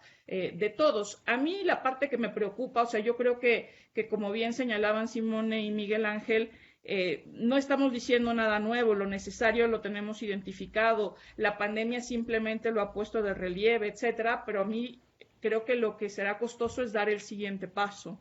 Creo que estamos tan pasmados, tan impresionados y tan preocupados por lo que ha ocurrido con la pandemia, que va a costar prestar atención a la hora de tratar de salir de esta situación a lo que tenemos que hacer realmente, y de verdad poner la voluntad política, el capital político y los recursos existentes, que bien dice Miguel Ángel, no tienen que ser monetarios, pueden ser de muchos tipos, y ponernos manos a la obra. Yo creo que eso es lo que va a costar, porque hay mucha interferencia en el mensaje y hay mucha complicación en la manera en que se están relacionando los países. Pensemos por un momento en el caso de América Latina y el Caribe.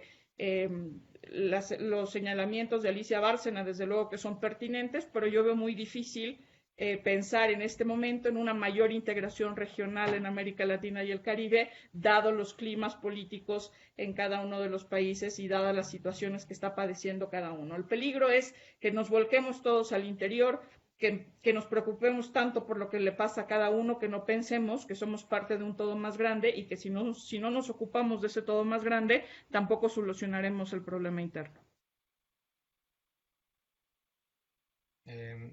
Sí, gracias por las preguntas. Por supuesto, estoy totalmente de acuerdo con lo que dice Erika. Perdón, necesito poner el video, si no hablo así, ¿no? Sin video. Bueno, lo pongo. Como gustes. A lo mejor Okay, video para que también nos vean desde Facebook. Exacto. Gracias. Perfecto, gracias.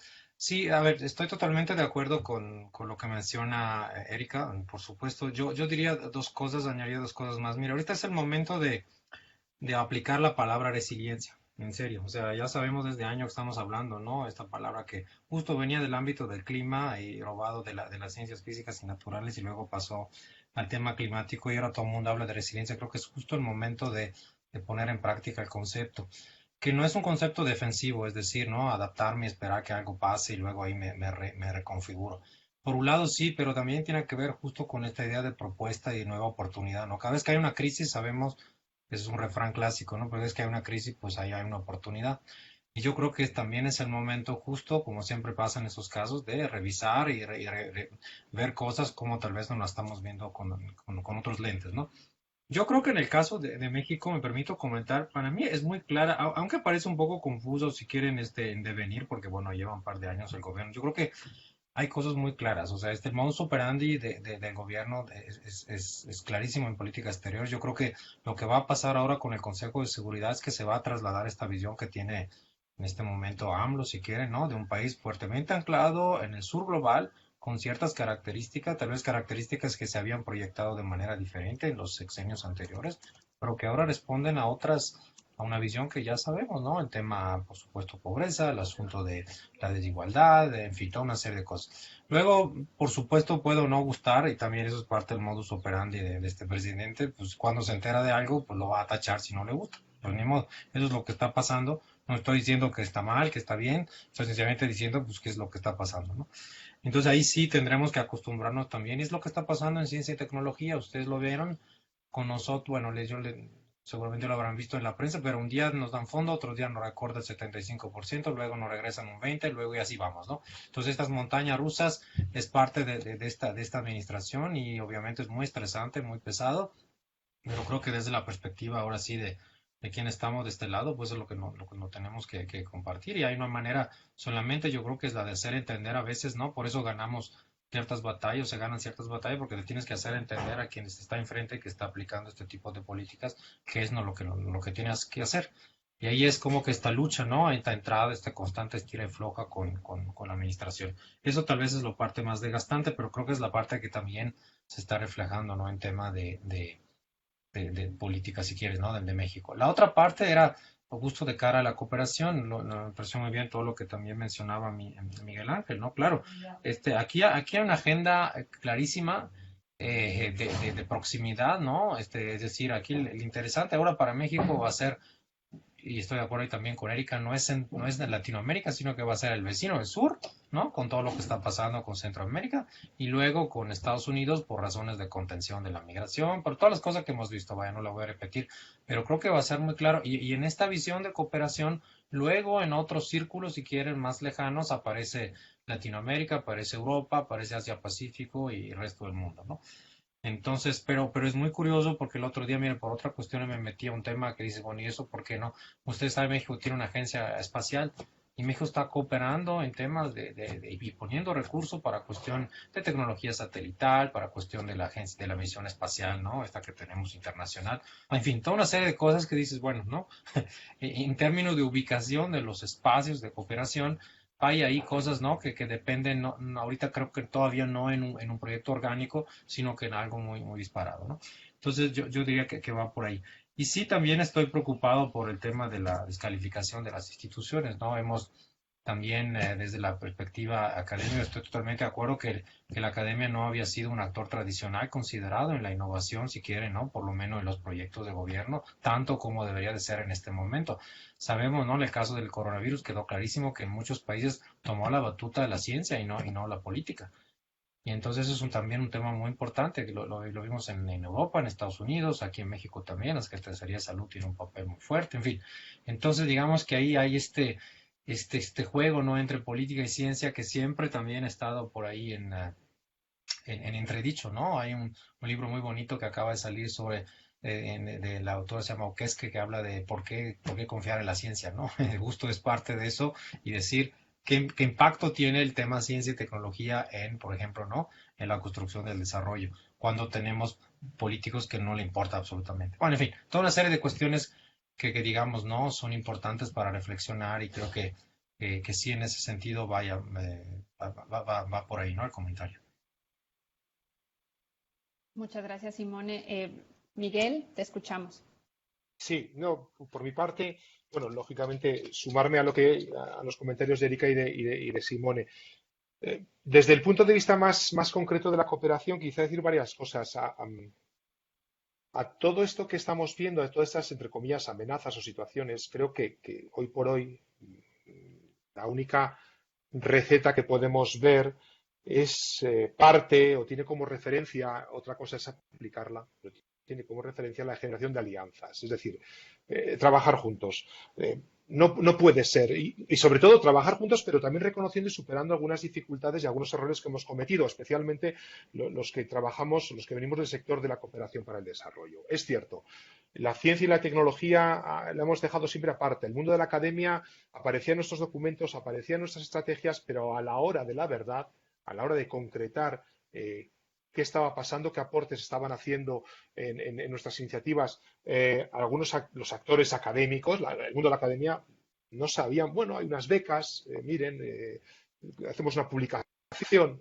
No, esto hay que superarlo. El valor, no nos hemos dado cuenta, quizá ahora empezamos a ser un poquito más conscientes. Quisiera pensar que llevamos ya cierto tiempo siendo más conscientes de la importancia que tiene la academia y la investigación para los procesos de desarrollo. Es básico. El laboratorio que permite la academia y la investigación a los que practicamos en el terreno, en el día a día, acciones de desarrollo son absolutamente básicos y son absolutamente fundamentales, y hasta ahora no nos hemos querido dar cuenta o no hemos podido. Este es el momento. Dicho esto, es decir, la generación de alianzas, de alguna manera, con toda su complicación, como elemento absolutamente ineludible y sumando a todos los actores, cada uno con sus capacidades.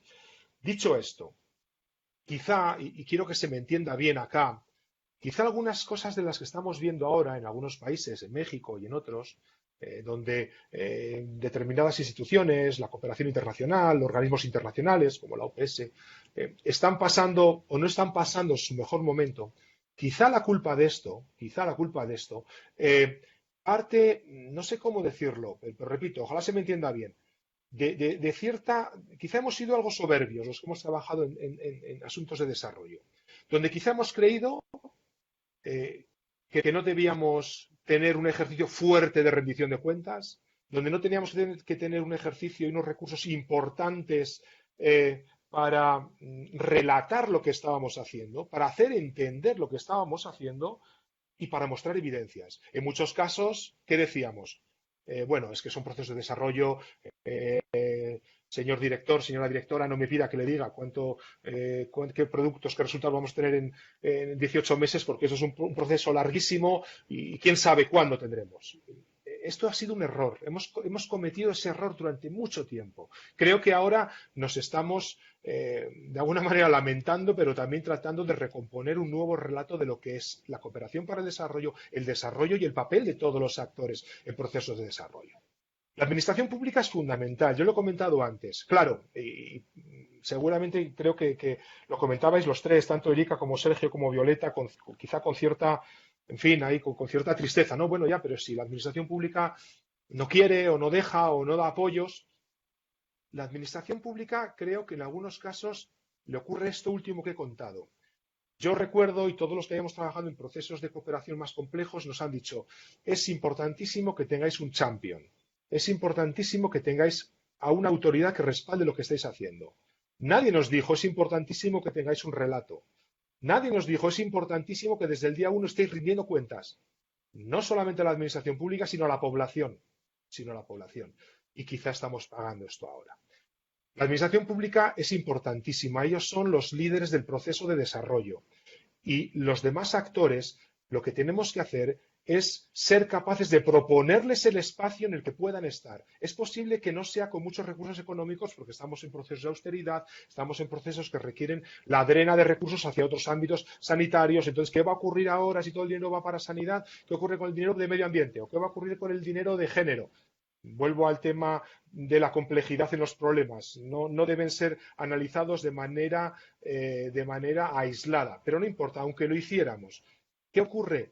Tenemos recursos que no son necesariamente monetarios. En algunos casos, la administración pública y en algunas iniciativas de desarrollo que surgen desde el mundo de la academia o desde el mundo de la empresa o desde el mundo de la sociedad civil no tienen que prestar recursos, sino tienen que posibilitar la acción.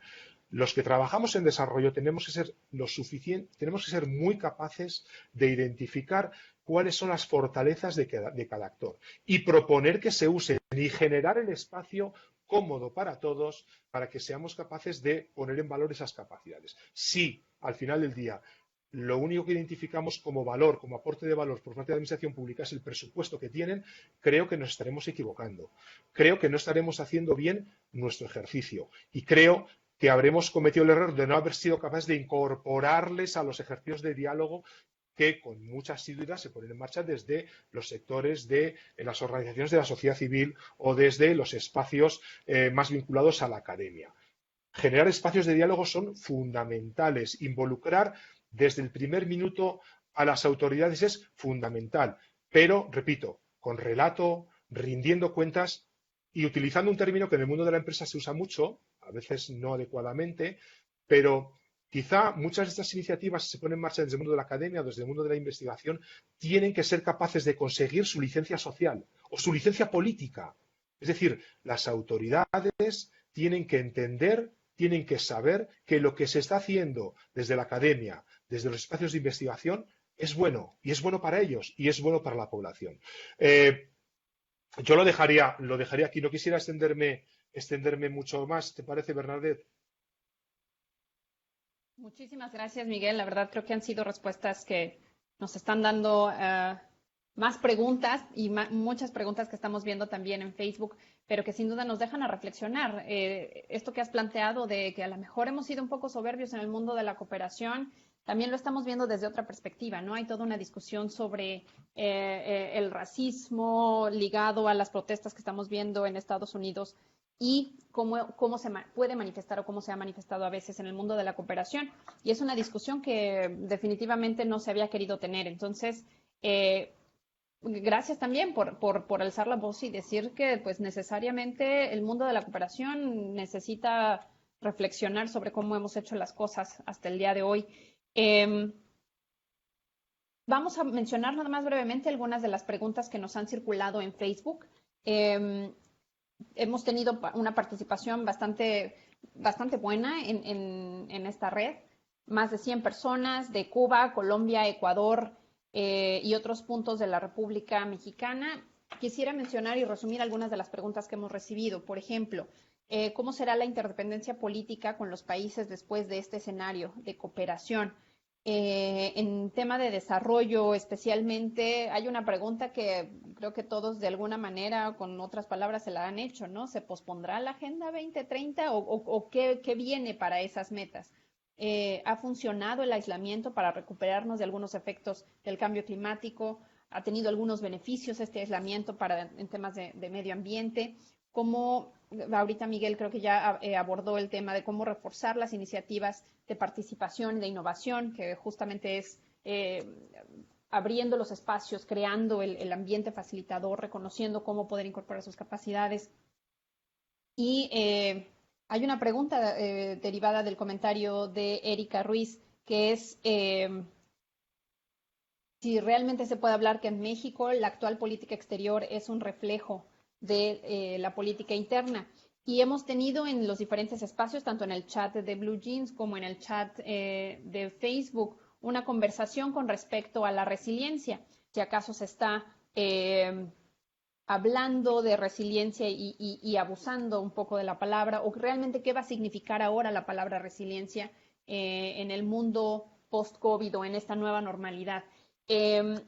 Son muchas preguntas y de verdad que nos gustaría mantener esta conversación con todos ustedes. ¿Estarían de acuerdo en poder mantener esta conversación? Si tienen tiempo los ponentes, a lo mejor extendernos unos 20 minutitos.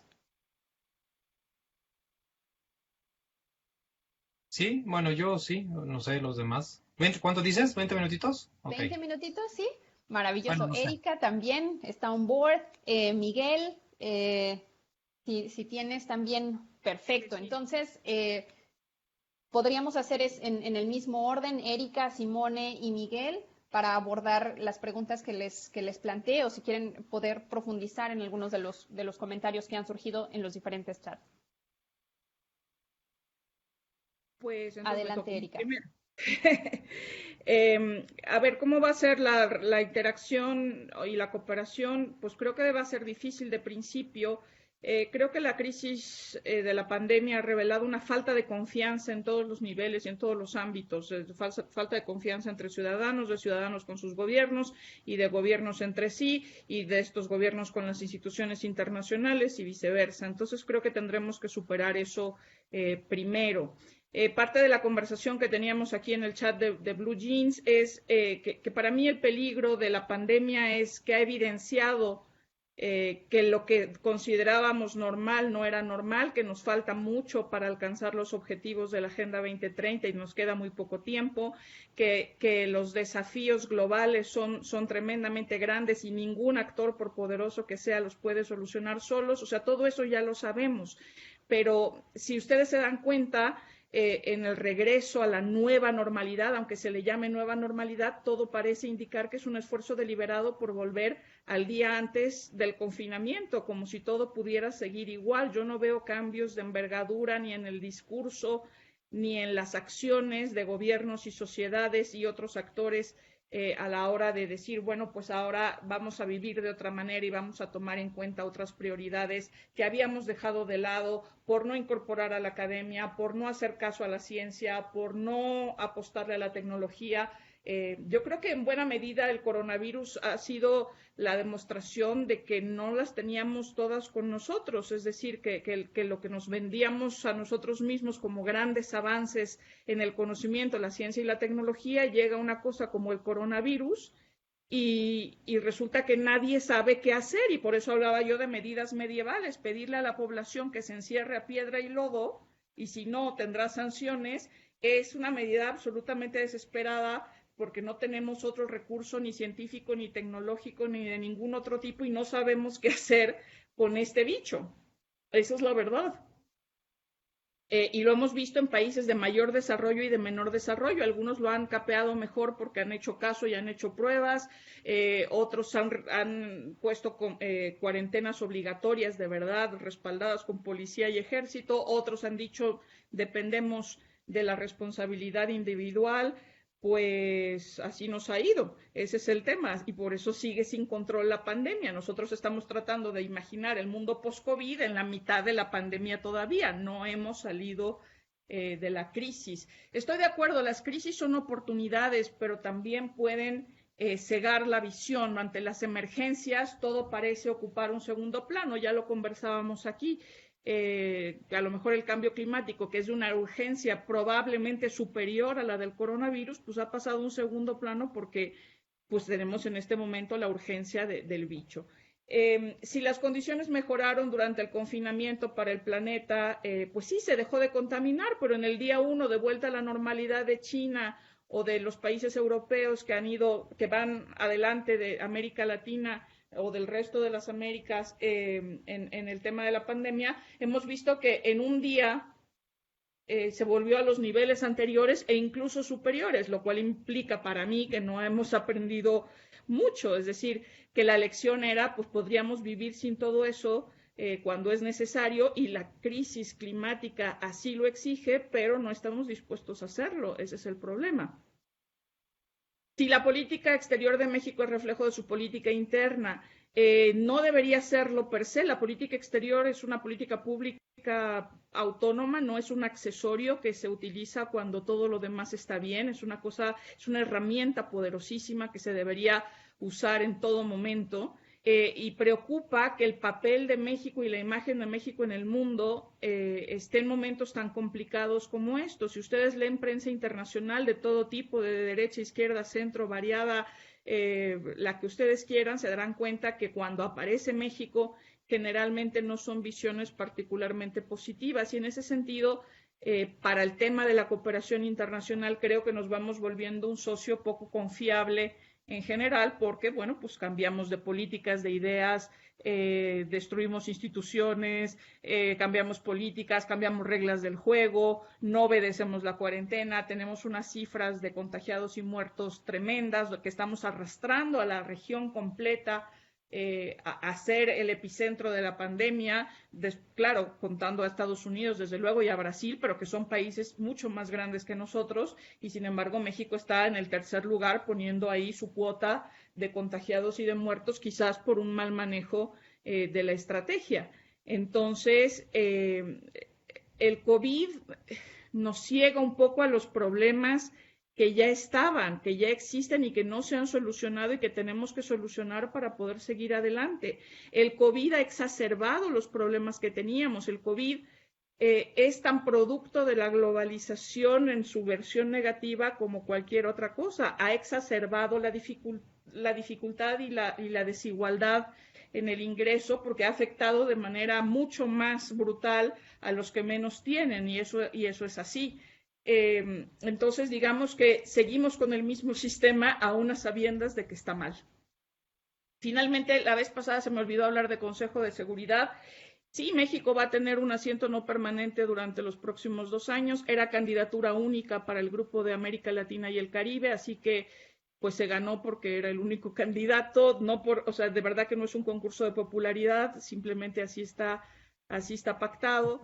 Es una responsabilidad tremenda porque el Consejo de Seguridad no resuelve cualquier tema, es el encargado de velar por la paz y la seguridad internacionales, y en ese sentido tratar de calcar la agenda interna mexicana y llevarla al Consejo de Seguridad creo que puede ser no solamente problemático, sino un despropósito. Se desaprovecharía la oportunidad de contribuir a la paz y la seguridad internacionales, que como les decía en otra intervención, pues es el todo lo que preocupa, porque eso tiene impacto directo en lo que nos pasa dentro. Y coincido con Simón en nuestra preocupación internacional inmediata tiene que ver con nuestros vecinos al sur.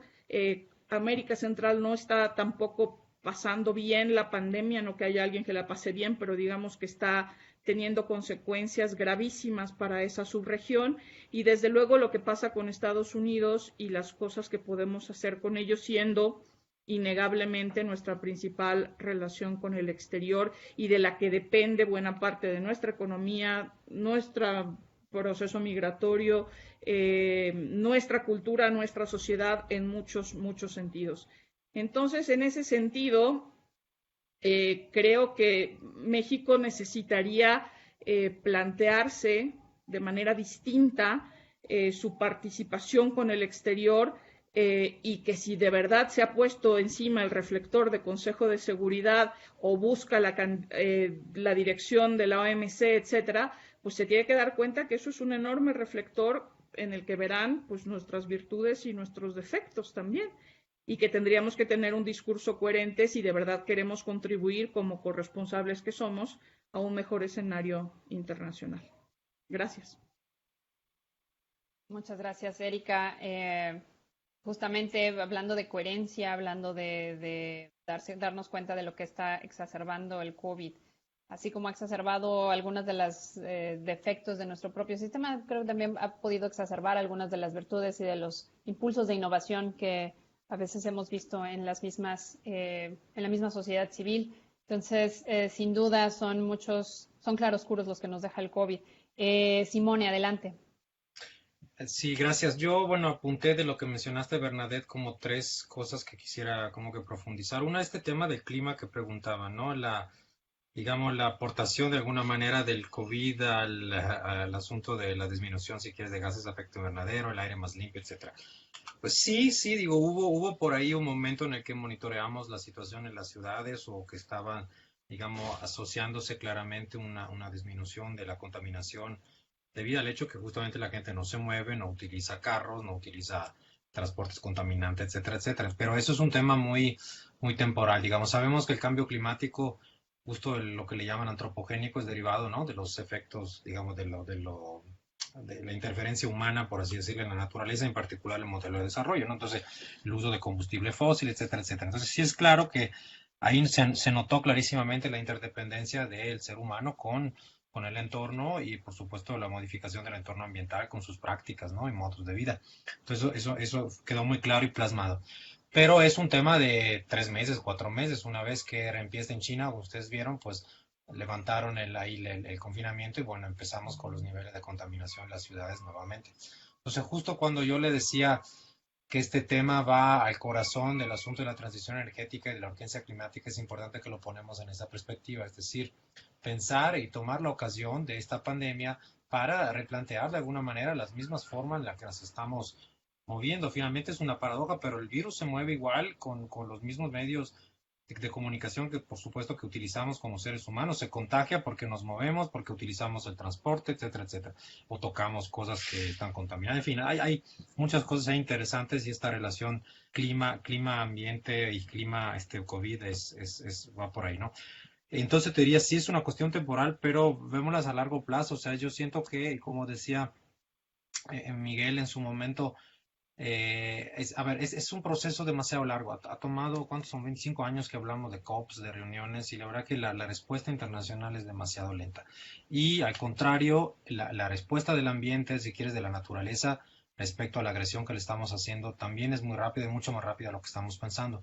y no soy catastrofista, pero saben que en 10, 15 años los escenarios son catastróficos con el aumento de las temperaturas. Entonces eso va a quedar ahí. Entonces no sé cómo podamos hacerle para que se vincule este tema del COVID con el asunto de la urgencia climática, ¿no? Ese es un tema que tenemos presentes, pero no a través de estos enormes, ¿no? Modos que yo creo que ya están caducos y vencidos, el tema de tener estas COPs, estas reuniones, ¿no? Que son ferias realmente internacionales, que sí tienen un sentido, pero tenemos que desde, lo decimos de tiempo, hablar de cosas mucho más concretas, ¿no? Aplicaciones más concretas de estas acciones climáticas. La otra cuestión que me une, digamos, que me llamó la atención, que preguntaron este tema de la resiliencia, ¿no? Yo hablaba de esto. A ver, la resiliencia, precisamente como concepto, es la capacidad de readaptarse frente a una situación adversa, a un golpe, ¿no? O algo que pasa que altera la continuidad. Eso es lo que es justo el caso del coronavirus. El coronavirus viene, pues no cambia, y ahora el punto es cómo podemos seguir y continuar, no necesariamente de la misma manera, y estoy de acuerdo con Erika, no es un tema y ahí sí veo que quieren volver a justo al día antes de que todo esto había empezado. No, tiene que ser con un cambio, ¿no? Un cambio no solo de actitud, si quieres, sino con un cambio de modo o de estilo, un cambio de modo de vida, cosas muy concretas, ¿no? Y a veces creo que este debate no lo estamos dando, no estamos entrando en el tema de la post-normalidad, yo le llamaría, o si quieren, como dicen, o no, ahorita o cómo se llama, digamos, la nueva normalidad, hay que entrarle con esa discusión. ¿Qué implica, no? ¿Qué implica todo esto? O sea, ¿cómo salimos? Si recuerdan, también hace 10 años cuando nos tocó aquí la otra pandemia, la de H1N1, igual tuvimos como 3 o 4 meses en los que sí empezamos a trabajar de manera atenta con el entorno. Lo que creo que quedó de herencia de aquella experiencia fue cuando estornudamos, ¿no? Nos ponemos el brazo para taparnos y luego usamos el gel ya ahora ya se incorporó a las vidas cotidianas de los mexicanos el tema del gel, ¿no? Pero si vemos más allá, tendríamos que ver, ¿no? Un análisis más profundo y más fino que realmente dejan este tipo de experiencias para la sociedad. En ese sentido, por eso decía que la resiliencia es muy importante porque es la que nos permite de alguna manera continuar, pero bajo escenarios diferentes. Porque justo se supone que hemos aprendido del golpe y de ahí vamos a reproponer o a reposicionar algunas prácticas o acciones que tenemos, ¿no? Entonces, eso digamos sobre el tema de la resiliencia. La otra cuestión es la última, bueno, resiliencia y sustentabilidad. A ver, queda clarísimo, no sé si seguro lo habrán leído todos, pero han salido artículos muy interesantes que relacionan el origen del virus, que saben, ¿no? En los mercados en China, el tema de la alimentación, pero tiene un vínculo precisamente directo con el tema de la sustentabilidad alimentaria. Finalmente, porque el segundo rebrote, el que acaba de salir en China, otra vez sale de mercados y otra vez sale de hace pocos días por la misma razón. El tema de la necesidad de abastecer, ¿no? A poblaciones que necesitan comida con uso de también, ahora sí, fauna que no necesariamente es comestible, pero que se necesita para la sobrevivencia o para otros gustos y si quieren otras digamos necesidades, ¿no? Entonces es muy importante porque es el vínculo claro para mí el tema de la sustentabilidad en el sentido más amplio, no solo ambiental, ¿no? Sino de económico, social, etcétera, con esta situación de la resiliencia. Entonces también creo que es importante que tomemos esos conceptos para reconsiderarlos, ¿no? A la raíz de la idea de resiliencia. Y bueno, el último cierro con esto, me parece muy interesante, tendremos que monitorear qué está pasando con el asunto de la vacuna. No lo hemos comentado, pero pues por supuesto es una cosa impresionante, es una carrera enorme, no solo para salvar vidas, ¿no? A nivel internacional, si quieren, pero sino para buscar bendita resolución. Al momento yo creo que la gran solución, por supuesto, es la vacuna. Si no tenemos vacuna, porque están recalculando brotes cada rato, y vemos que también es un virus ahora sí resiliente también, ¿no? Se transforma, se muda y luego vuelve. Entonces, yo creo que la solución es la vacuna, pero es interesante todo lo que está pasando en torno al tema de cooperación para crear en tema de ciencia y tecnología la vacuna. Sabemos de aportaciones de países, pero eso también va a ser un tema otra vez de quién tiene la tecnología, la capacidad, el recurso económico para poderlo poner a disposición, ahora sí, de la colectividad, ¿no? Entonces, yo creo que ese es un tema importante. Y creo yo que será un punto de bandera, porque lo escuchamos en la reunión del G20 de México, en el Consejo de Seguridad. Creo que si tienen que levantar una bandera, va a ser esa. El tema de la transferencia justa de las vacunas a nivel universal, porque eso sí, creo que es un tema importante, porque si no, vamos reproduciendo estas desigualdades que menciona CEPAL y otras instituciones, ¿no? Y lo que estaba diciendo Miguel anteriormente. Yo creo que ese es otro tema muy importante que tenemos que tomar ahí en consideración. Muchas gracias, Simone.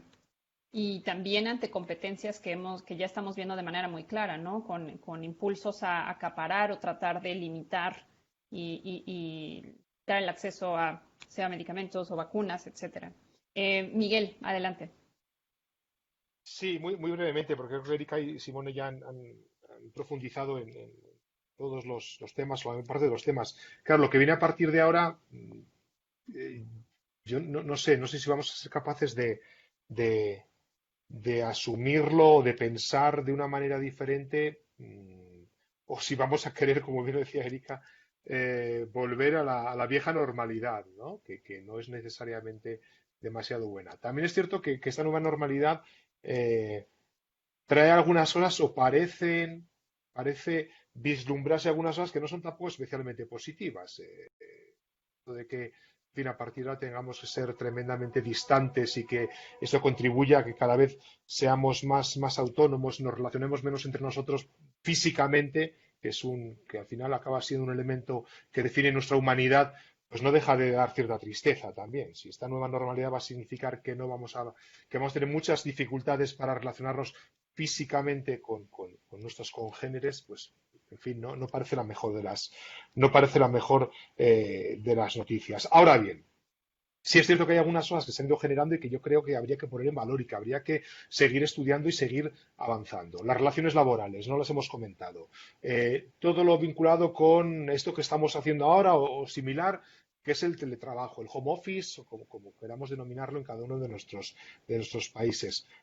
Seguramente ha venido para quedarse, seguramente ha venido para mejorar nuestras relaciones laborales, seguramente, o debería venir para que seamos, en fin, técnicos, profesionales, trabajadores más felices. ¿Por qué no? Utilizando la tecnología, reduciendo esa brecha digital. El home office o el teletrabajo se nos ha impuesto como un elemento colateral a este encierro medieval que muy bien decía Erika a cal y canto. Lo que pasa, claro, que ha sido un encierro medieval con nuestra compu y con Netflix y con una cantidad de cosas, ¿no? Bueno, ha estado bien. Por ese lado, no lo hemos pasado tan mal como nuestros antepasados en el siglo XV, en el siglo XVI, ¿no? Pero sí, aprendamos de esto, aprendamos de estas nuevas relaciones laborales. ¿Qué de bueno podemos sacar de esto? ¿Qué de bueno podemos sacar de esto? ¿Cómo podemos ser más eficaces como trabajadores? ¿Cómo podemos disfrutar más nuestro aporte? Como evidentemente no hay free riders, esto es un tema bien complicado. Ya está pasando en algunos países que hay determinadas empresas o determinadas organizaciones que se aprovechan precisamente de ese trabajo a distancia, trabajo telemático. Esto hay que evitarlo. Pero quedémonos con eso, aprendamos un poco de esto, de esta relación esa forma de trabajar que nos ha venido impuesta, pero que ojalá haya venido para quedarse perfeccionada. Tenemos la capacidad.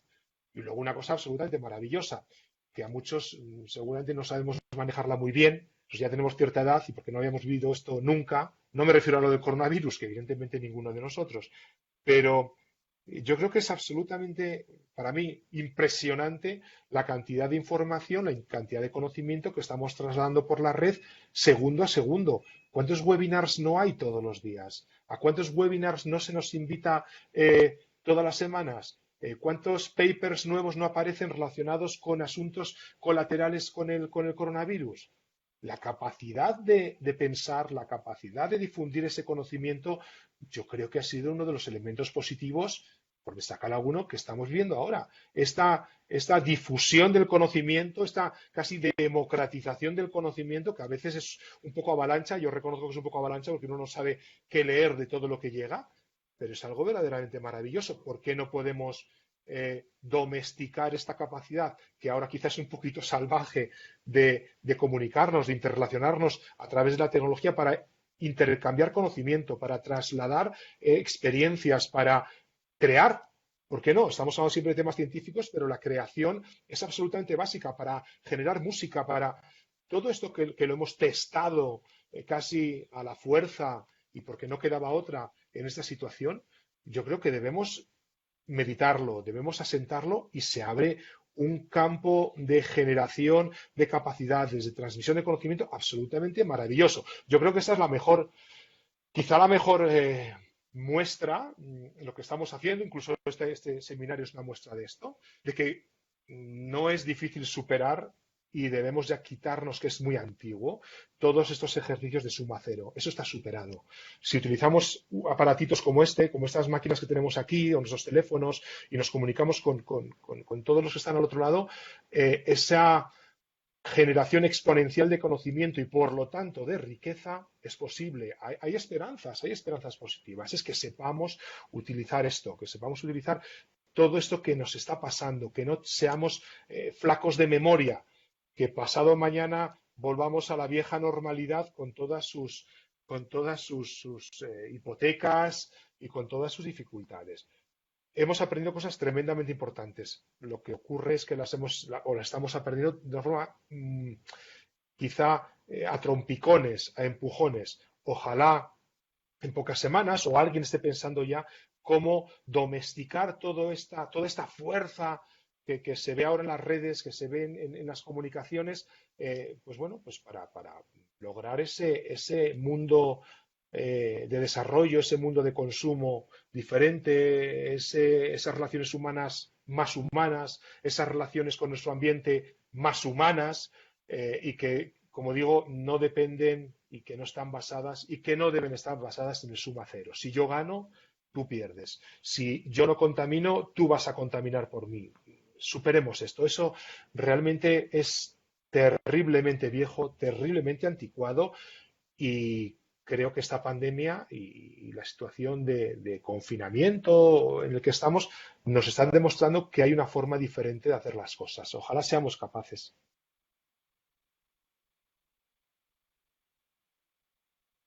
Qué gran mensaje nos dejas, Miguel, el no tener memoria corta y saber cómo podemos domesticar e internalizar lo bueno que ha dejado o lo bueno que hemos podido encontrar aún en estas condiciones.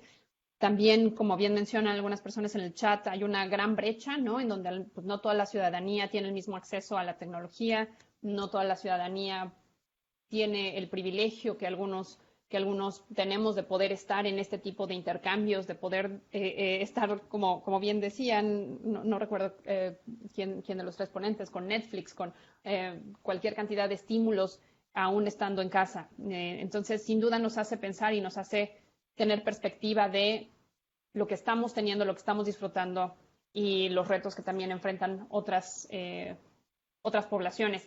Y justamente en tratando de aprovechar las ventajas que nos ha dejado estar desde casa y tratar de apropiarnos de todas las herramientas digitales, quiero compartir con ustedes una herramienta que el día de hoy estamos utilizando para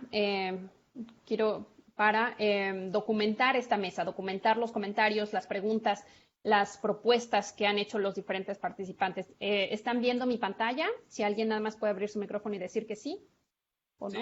Sí, perfecto. Sí, lo vemos. Perfecto.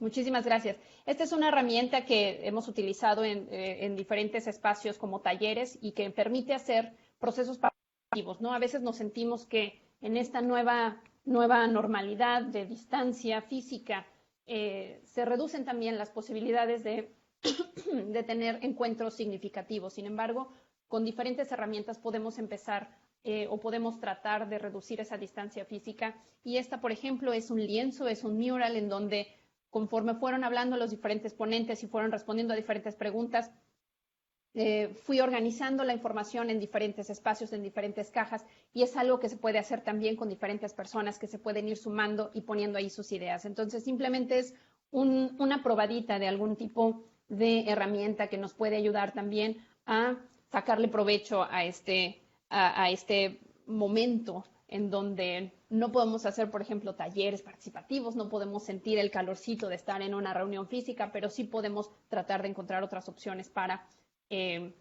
darle un poco de versatilidad y agilidad a los intercambios que tenemos. Esta documentación, como podrán ver, nos va a ayudar también a generar un producto derivado de esta mesa. Cada una de las mesas va a tener una documentación propia que será publicada a través del Instituto Mora, con la Remesid y Dev Project. Entonces, próximamente estaremos publicando los resultados de las diferentes mesas y también quisiéramos agradecer a todos ustedes la forma en la que han participado en este webinar, que lo han hecho de manera mucho más cercana. A veces algunos webinars los sentimos más alejados, pero la forma en la que se apropiaron del chat, la forma en la que se apropiaron para hacer las preguntas ha sido de verdad muy cercana. Muchas gracias.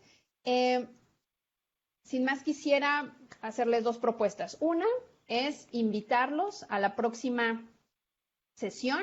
La próxima sesión va a tocar el tema de escenario económico. Es el miércoles 24 de junio a las 10 horas y estará Juan Carlos Moreno Brid, Pablo Yáñez, Jorge Pérez y Liliana Jiménez. Sabemos que vienen de la UNAM, de la CEPAL, de la Universidad de Anáhuac y son especialistas de cooperación internacional. Así es que los esperamos el próximo miércoles 24 de junio. Quisiéramos también agradecer a todos nuestros ponentes por su disponibilidad, por estar aquí más del tiempo previsto y por compartir de manera tan abierta y tan cercana sus diferentes perspectivas sobre lo que viene para la cooperación internacional para el desarrollo. Y, ¿por qué no podemos tomarnos una foto de grupo, aunque sea aquí en línea, si todos pueden abrir sus camaritas y hacemos la captura? No nada más de los ponentes, sino de todos los que están participando a través de Blue Jeans. ¿Puedo cambiar mi fondo? Sí, claro. Aquí podemos ser creativos. Encontré uno del coronavirus, espérate. A ver, un segundo. Buenísimo. Ahorita lo vas a ver, pero... No, así no. Aquí. No, Simone, no. No, había uno mejor, espérame, esos son terribles. No, está bien. Muchas gracias. Sonrían todos, por favor. Va, 1, 2, 3. Buenísimo. Agradecemos mucho, de verdad, que hayan estado con nosotros. Los invitamos a la próxima sesión y le doy la palabra a Neidy Cruz, que nos ayudará a cerrar esta mesa. No, nada, totalmente sin prepararlo, simplemente decirles que gracias amigas, gracias amigos, y a las personas que nos siguieron, que tuvieron la paciencia también de escucharnos en el Facebook. En unos minutos más estoy muy contenta de compartirles que vamos a anunciar la lista de la nueva generación de la maestría en Cooperación Internacional para el Desarrollo. Así que mil gracias a todos los interesados, a los candidatos y todo el éxito a nuestros nuevos cooperantes. Les mando un abrazo en la distancia. Mil gracias. Muchas gracias. Gracias a ti. Nos vemos en Muchas el próximo gracias. diálogo. Gracias, Hasta saludos, luego. un abrazo a todos. Felicidades. Un abrazo, gracias. Gracias, Eri. Gracias, Miguel. De todo corazón. Un abrazo. Gracias Bye. a todos. Hasta luego. Hasta luego. Bye, Eri. Cuídate. Tú también.